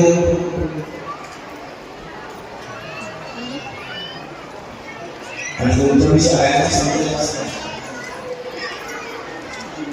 काही कोणाला सांगतो आई करू नका काही गाडी करू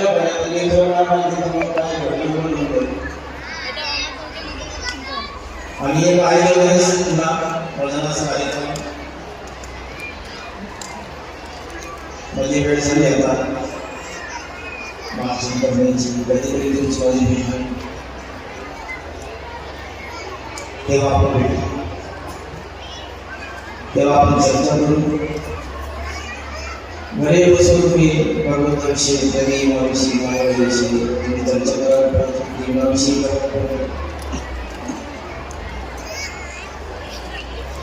मी तुम्हाला सत्यमार्गाला प्रेम करताना सत्यमार्गाला प्रेम देणार नाही, कारण तो त्याचं झाडच तयार झालं नाही ना, कुठून आणणार त्याचं जेव्हा निवेदन करावं लागणार आपल्याला रोज रोज की आसक्ती काय, मजा काय, प्रेम काय सर्व समजून एकच दिवस आपण स्वतःच पूर्णपासून अभ्यास करावा लागतो. शाळेत जाऊन किती विषय काही जावं लागतं, एक दिवशी शाळेत आपण बंद झाली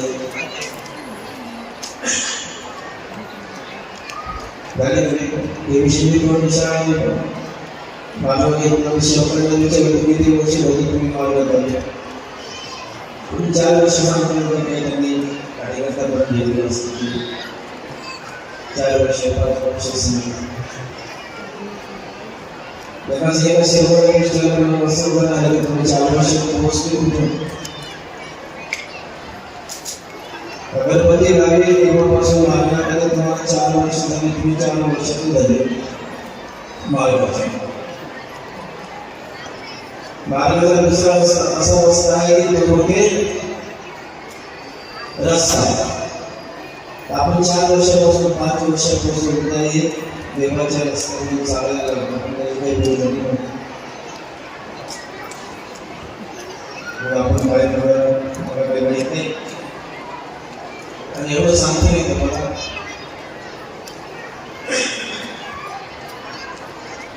हा देव जो आपला आहे तो नाही शांत सुद्धा राक्षस असल्याचे शांत प्रवृत्ती का मनुष्याच्या प्रवृत्तीला माणसाची प्रवृत्ती घेऊन तुम्ही सगळ्याशी प्रेम करा. हा जरी सगळं सांभाळून असला कधी कधी लहान माणसं मोठ्याने शिवाय खा हा वाटत नाही. हे का आपल्याला झालं नाही पाहिजे त्यासाठी मी तुम्हाला विनंती करेन.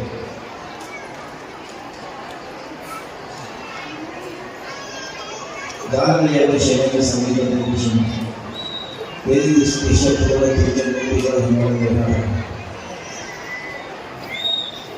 एक सेवक तीर्थ करून दे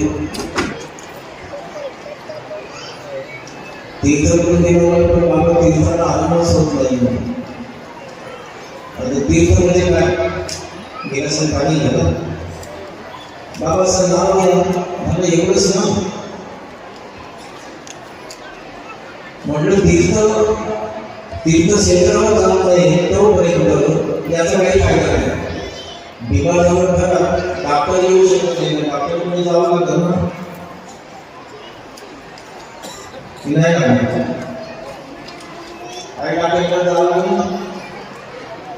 डॉक्टर काही घरी येत नाही जावं लागेल की नाही डॉक्टरकडे औषधीसाठी. मग मी नाही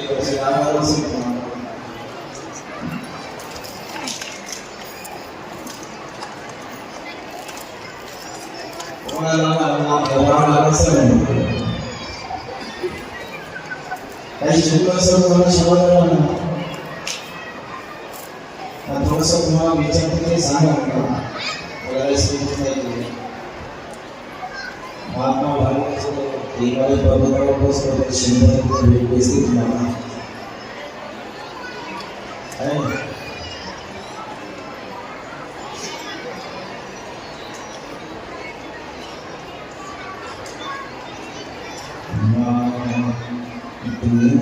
अच्छी है कितनी भोली है प्यारे प्यारे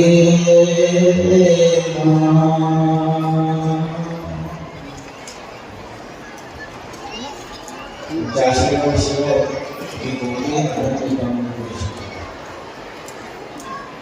विभागाला काही नाही कसा आहे का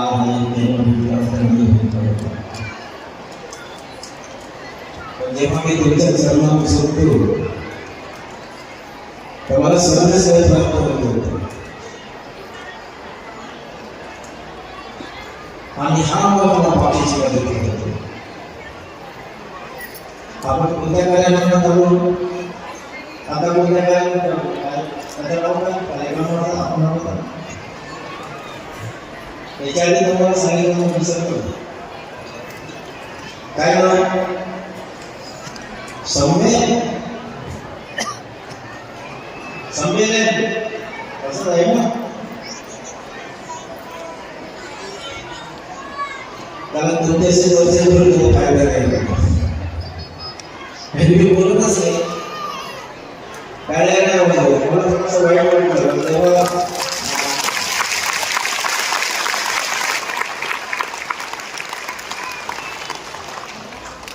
आपली ताई मिताली किंवा माझे जे काही कार्यकर्त्यांचे तेव्हा याचा स्वागत होतो. पण तेव्हा टाळ्याचे आवाज होता की नाही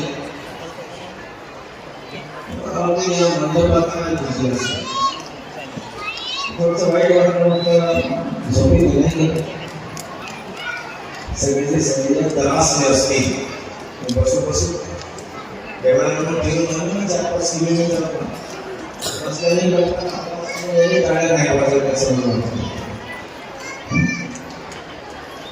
तुम्हाला जागृती मिळावी म्हणून मी जेव्हा पहिल्यांदा स्टेजवर चढलो व तुम्हाला हलवण्याचा प्रयत्न केला.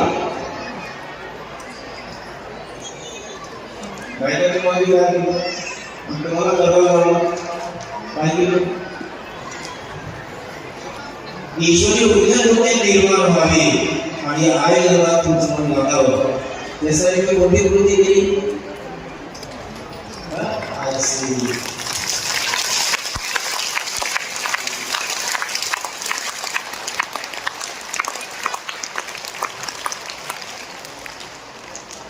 बच्चे तो मेलेच असते नाही आणि आजूबाजूला टाळ्याच्या भूमिकेने पडलेली असते. असा आयुष्य असं ते आपल्या ठिकाणी आपल्या बाबांना मिळालं त्यांच्या मिळालं पण आपल्याला मिळून गेलेलं आहे. तर यावर जोपासून जेव्हा असं नाही म्हणणार जोपासून ठेवा पण तुम्ही जोपासून जेव्हा याला ठेवणार आणि तेवढीच तुम्हाला मदत करणार. संत लोक जेव्हा तपस्या करतात तेव्हा साधू लोक तपस्या एक वेळा त्यांना समाधी लागली तेव्हा 2 वर्ष होत असे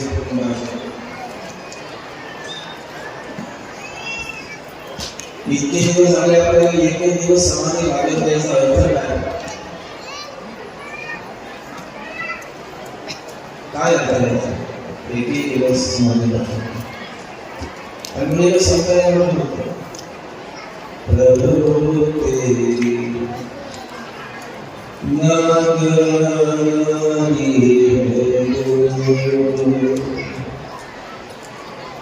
बाबा तेरी नागरी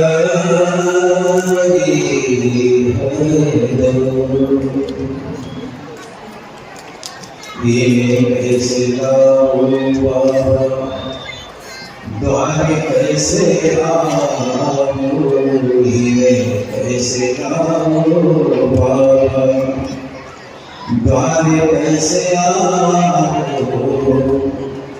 हो गया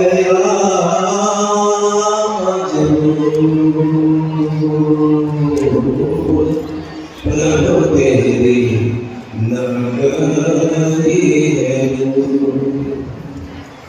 प्रभु तेरी नगरी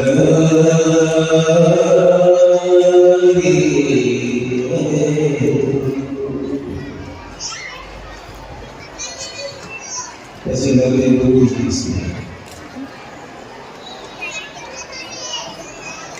तो सावध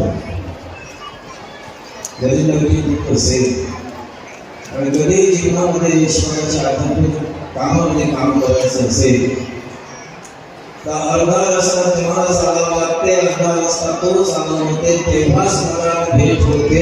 एकतर्फा प्रवासाने भेट होत नाही.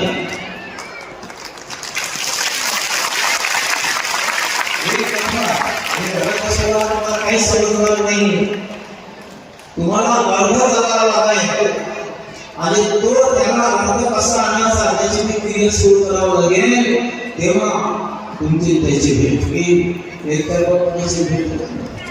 आणि म्हणूनच ते बाबा तेरी नगरी है तू,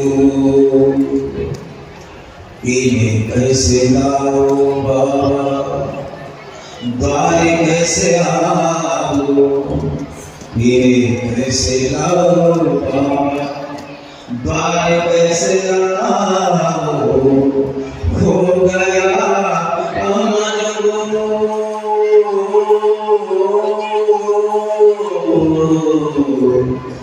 प्रभु तेरे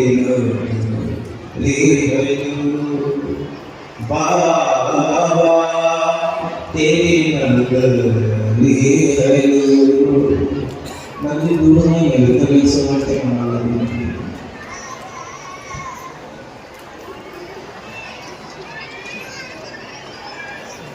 मला ते सगळी प्रदर्शन करून काही म्हटले नाही, सगळं लावणे त्याच्यामध्ये कधी असं म्हटलं होतं, एक दिन बेशका प्याला पी जा, एक दिन बेशका प्याला पी जा, फिर लगेगी प्यास जोगी, फिर लगेगी प्यास जोगी.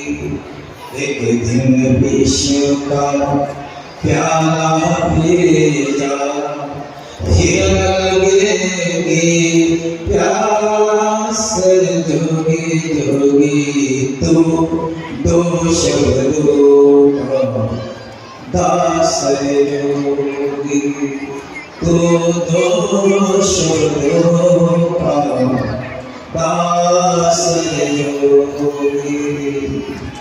तो शब्द दास होते कलेला साहेब आणि संत अगदी दोष होते चालणारी दोष दास जोगी. आणि काय म्हटलंय नाही ते पुन्हा ऐकून राम नहीं तू बन पाएगा, राम नहीं तो बन पाएगा. क्यों लेता वनवास जोगी जोगी, तू दोष का दास जोगी, तू दोष दास जोगी. दोन शब्दाचे सगळे दास, दोन शब्दाचा अनुभव काय परत शब्द पाहिजे आणि ते तीन शेवटचे चौथे तुमच्यावर जोडून करतो. करले कमाई ऐसी जो साथ जा सके, करले कमाई ऐसी जो साथ जा सके. बाधा पड़ी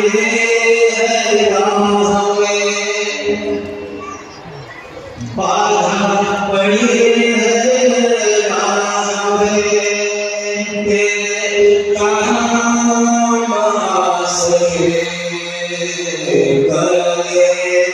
कमाई ऐसी जो साथ जा सके.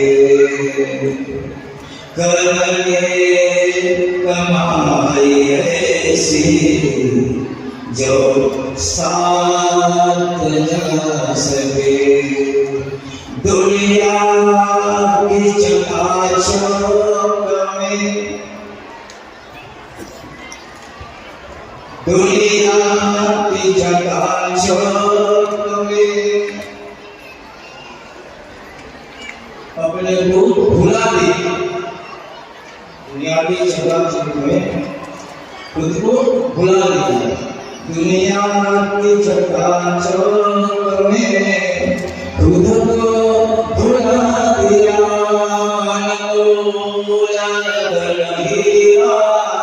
यूं ही गवा दिया जीवन में अनुभव है ऐसा मूल नहीं जगापर्यंत मूल होता पण माणसाचं मूळ जायला होते असं जीवन आहे अनमोल तनहीरा ये भूल दिया बाबा वही जो बाबा का दर्शन करा सके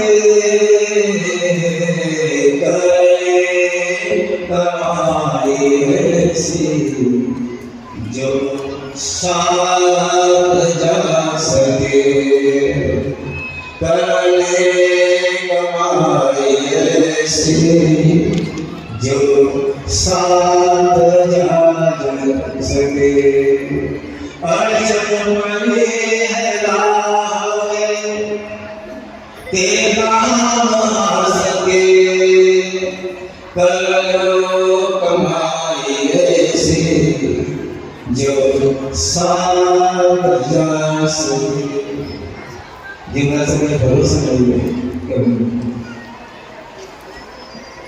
किंवा आपण चालले जाऊ आपल्याला पताच नाही आहे आणि जे पता नाही आहे त्याच्याशी आपली मित्रता आहे ज्या पता आहे त्याच्याशी आमची तर मी आला सगळ्याला सांगून घेतोय त्याबद्दल मी तुम्हाला सगळ्यांचं अभिनंदन करतो धन्यवाद देतो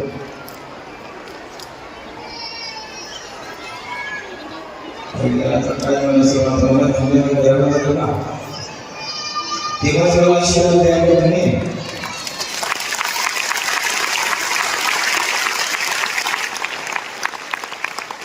तुमच्या आशीर्वादाला सामोरे तुमच्या आयुष्यामध्ये अंतराला विदेशी गेल्याला वेगळे वाचता येत शिक्षणापासून दूर झालो परिस्थितीनं तिकडे बघायला शिकवतो पण तुमच्या आशीर्वादाचा हा कमाल आहे की तुमच्या संगीने तुमच्या आशीर्वादाला व्यासपीठावर मी येतो आता माझी ओळख होती तुमच्यासोबत भाषण किंवा तुमच्या समोर आणि हे मी मला समजतो काही दिवस आहे जीवनात ते सारे तुम्ही मला भरपूर आशीर्वाद द्या असं तुमच्यासाठी विनंती करतो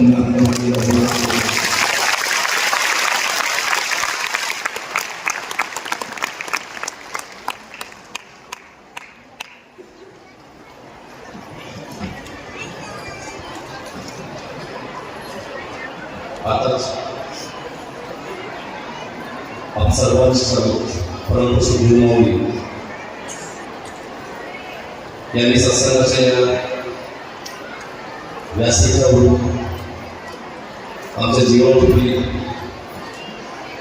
जीवनामध्ये उपयोगी सत्संगाच्या ठिकाणी आम्हाला भाषण दिलं आहे त्यासाठी मी सर्वांनी मिळून प्रत्येका जीवन मॉडेलच्या कार्यवाही त्यांच्यावर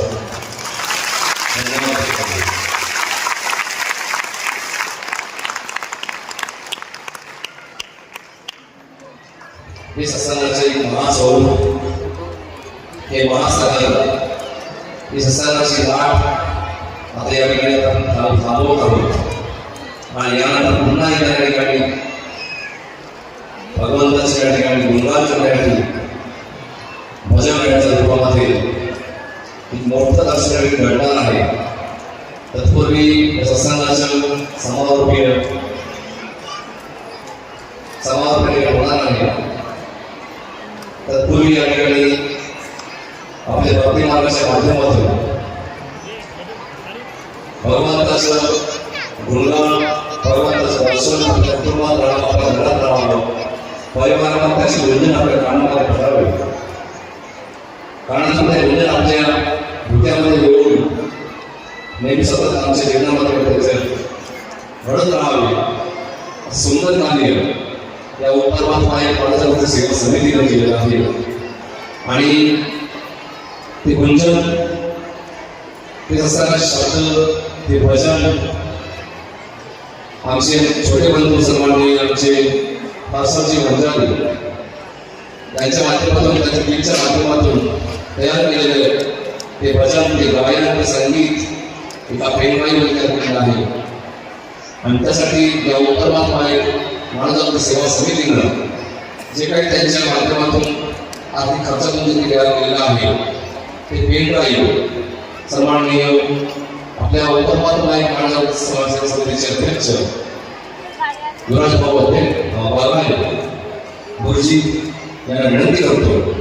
तसेच ज्यांनी यासाठी परिश्रम केलेलं आहे असे आमचे गायक, त्यांची टीम, त्यांचे नेतृत्व सन्माननीय संजय वंजारी यांना विनंती करतो की त्यांनी ते भेट ड्राईव्ह सन्माननीय युवराज भाऊ बागाने अध्यक्ष सेवा समिती यांच्या द्वारे आपण ते परम सद्गुरू माऊली आणि सद्गुरू यांच्याकडे सुपूर्द करावं, त्यांना भेट द्यावी अशी मला विनंती करतो.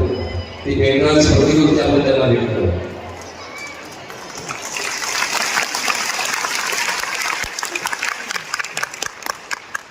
निरंतर ओंकार मात्र भक्ती मार्गाच्या व्हॉट्सअपला एक ग्रुप आहे. त्या ग्रुपवर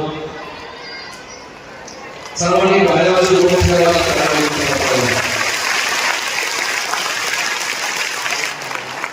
त्या ग्रुपवर मला युट्यूबमध्ये काही गाणे दिसतील असं वादळचे गाणं ते स्वतः तयार केलेले गाणं आहे.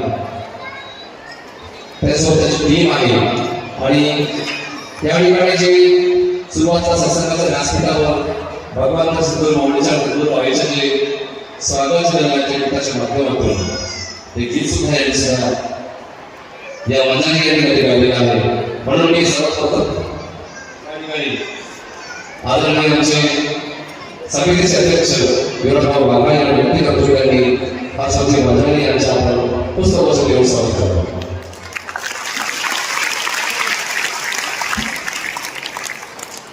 काय वाचतं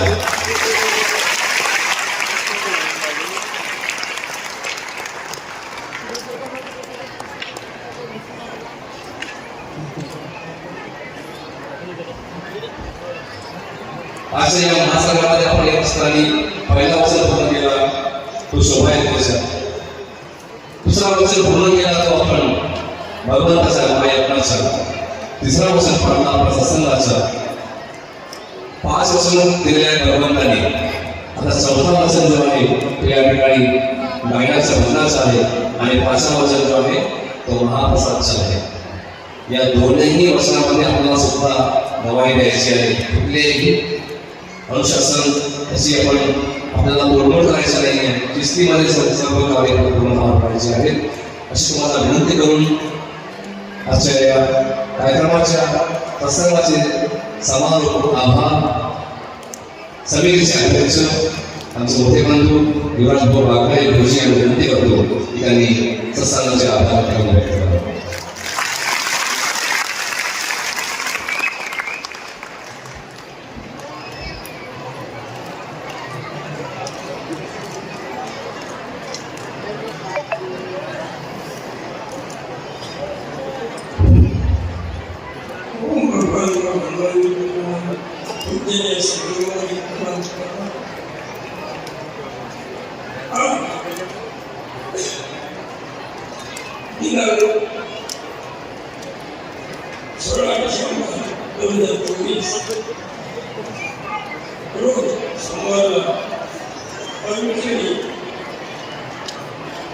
महासत्संग सुरू झाला. या सत्संगामध्ये जगतपिता सृष्टीकर्ता जगाचे पालन करता ईश्वरी करता भगवान भगवान उपस्थित आहे. या माझा प्रणाम.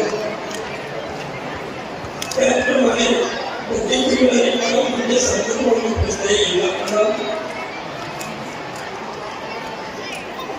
या सत्संगामध्ये माझी गुरुवाई गुरुभाऊनी ठिकाणी उपस्थित भावनेला प्रणाम.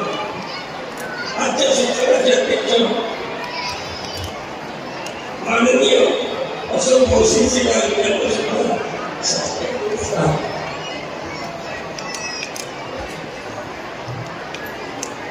त्याप्रमाणे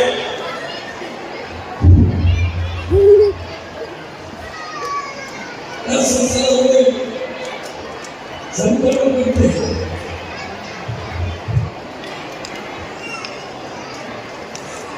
यावर सुद्धा शास्त्रांत असतात. त्याप्रमाणे मंचावर उपस्थित सर्व कार्यकर्ते या मार्गाचे मार्गदर्शक समितीचे मार्गदर्शक आणि त्यांच्यामुळे या संमेलनाला या कार्यक्रमाला शोभा आली असे परमेश्वराचे सेवक सेविका सर्व एक साथ साधन नमस्कार. आतापर्यंत आपण परमेश्वरी सत्संग ऐकून घेतला. या सत्संगामध्ये जो काही आपल्याला संपूर्ण भूमीच्या माध्यमातून गुरुवाईच्या माध्यमातून या ठिकाणी आपल्यास जो अमृत बोध प्राप्त झाला तो आपण आपल्या निवासस्थानी घेऊन आपल्या आचरणात आणण्याचा प्रयत्न करावा अशी मी आपल्यास विनंती केली. आणि या ठिकाणी या सत्संगामध्ये या संपूर्ण कार्यक्रमामध्ये जगतपिता सृष्टीकर्ता जगाचे पालन करता भगवान भगवान उपस्थित आहे. यांचे मी आभार मानतो. त्याप्रमाणे आम्हा सर्वांना अमृतमय बोध त्यांनी दिला असे आमची सद्गुरुभाऊंनी गुरुवाई या ठिकाणी उपस्थित आहेत. त्यांचं सुद्धा मी आभार मानतो. तसेच बेला या गावचे ओम परमात्मा एक शिविका सुद्धा त्या गावच्या सरपंच माननीय सेनाताई यांना नुकताच राष्ट्रपती पुरस्कार प्राप्त झाला आणि त्यांनी आपल्या गावासाठी 1 कोटी काही लाखाचा बक्षीस त्यांनी मिळवून दिला. आणि त्यांनी ओम परमात्मा एक शिविका या नात्यानं परमेश्वरी कृपेनं त्यांना जो सन्मान मिळाला त्या या ठिकाणी उपस्थित आहे. त्यांचं सुद्धा मी मनापासून आभार मानतो. त्याप्रमाणे या सत्संगाचे अध्यक्ष माननीय अशोकभाऊ शिरसीकर यांचं सुद्धा आभार मानतो. या समितीचे माझे मोठे बंधू ओम परमात्माने मानव जागृती सेवा समितीचे सचिव श्री माननीय चेतन भाऊ माघारे यांचं सुद्धा मी त्यांनी अहोरात्र या ठिकाणी कष्ट करून परिश्रम करून या ठिकाणी हा कार्यक्रम घडवून आणला त्याचं सुद्धा मी आभार मानतो. त्याचप्रमाणे आमच्या समितीचे सहसचिव जे वेळोवेळी आम्हाला मार्गदर्शन करतात असे आमचे झालपुरे भाऊ यांचे सुद्धा मी या ठिकाणी आभार मानतो. त्याचप्रमाणे या ठिकाणी समितीचे सर्व पदाधिकारी तसेच कोषाध्यक्ष राजकुमार भाऊ उमरेकर यांचे सुद्धा मी आभार मानतो. समितीचे सदस्य हे वेगवेगळे आम्हाला सहकार्य करतात असे आमचे मारुती भाऊ कुटले यांचे सुद्धा आभार मानतो. आणि आमच्या समितीच्या सदस्य माननीय कुंदाताई मुंडेकर या ठिकाणी उपस्थित आहेत त्यांचे सुद्धा आभार मानतो. त्याचप्रमाणे या समितीच्या सदस्य माननीय संगीताताई मुंडेकर ह्या सुद्धा या ठिकाणी उपस्थित आहेत त्यांचे सुद्धा आभार मानतो. त्याचप्रमाणे आमच्या मार्गाचे कार्यकर्ते मार्गदर्शक नागपूर परिसराचे माननीय एकनाथ भाऊजी निखार यांचे सुद्धा मी आभार मानतो. उपस्थित या ठिकाणी तुमचा क्षेत्राचे आमचे मार्गदर्शक कार्यकर्ते जीवनभाऊ नवदेवे हे सुद्धा या ठिकाणी उपस्थित आहेत त्यांचे सुद्धा आभार मानतो. त्याचप्रमाणे आमचे जवळचे अतिशय जवळचे माझ्या आणि माझ्या गावासमाजाचे आमचे कार्यकर्ते श्री माननीय बाबूरावजी भुते यांचे सुद्धा या ठिकाणी आभार मानतो. आणि हा आभार आणि आपण सगळे हा कार्यक्रम संपेपर्यंत या ठिकाणी आतापर्यंत आपण शांत राहिला ऐकले त्याबद्दल आपलं सर्वांचं मी या ठिकाणी आभार मानतो. त्याचप्रमाणे जे आमचे डेकोरेशनमध्ये आहेत ज्यांनी हा संपूर्ण मंडप उभा केला त्यांनी आम्हाला कोणत्याही प्रकारची कमी पडू दिली नाही सहकार्य केला त्याबद्दल त्या सगळ्यांचं मी या ठिकाणी आभार मानतो. त्याचप्रमाणे या मार्गाची पेनड्राईव्ह गाण्याचं नव्हतं आम्ही कुठून तरी युट्यूबवर घेत होतो आणि वाजवत होतो परंतु आमच्या हरसराव पंजाबी यांच्या माध्यमातून या समितीचे या मार्गाचे जवळपास मला वाटतं 5-6 गाणी त्यांनी रिलीज केले नवीन तयार केले ते साकार केले त्यांचं सुद्धा मी या ठिकाणी आभार मानतो.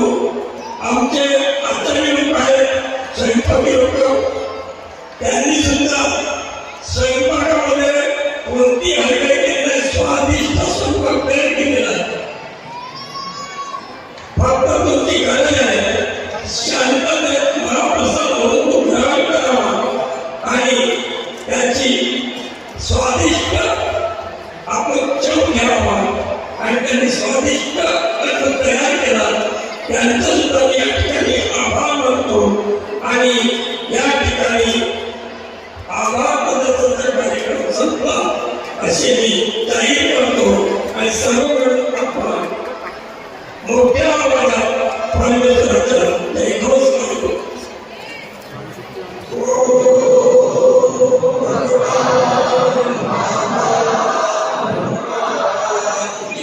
जय.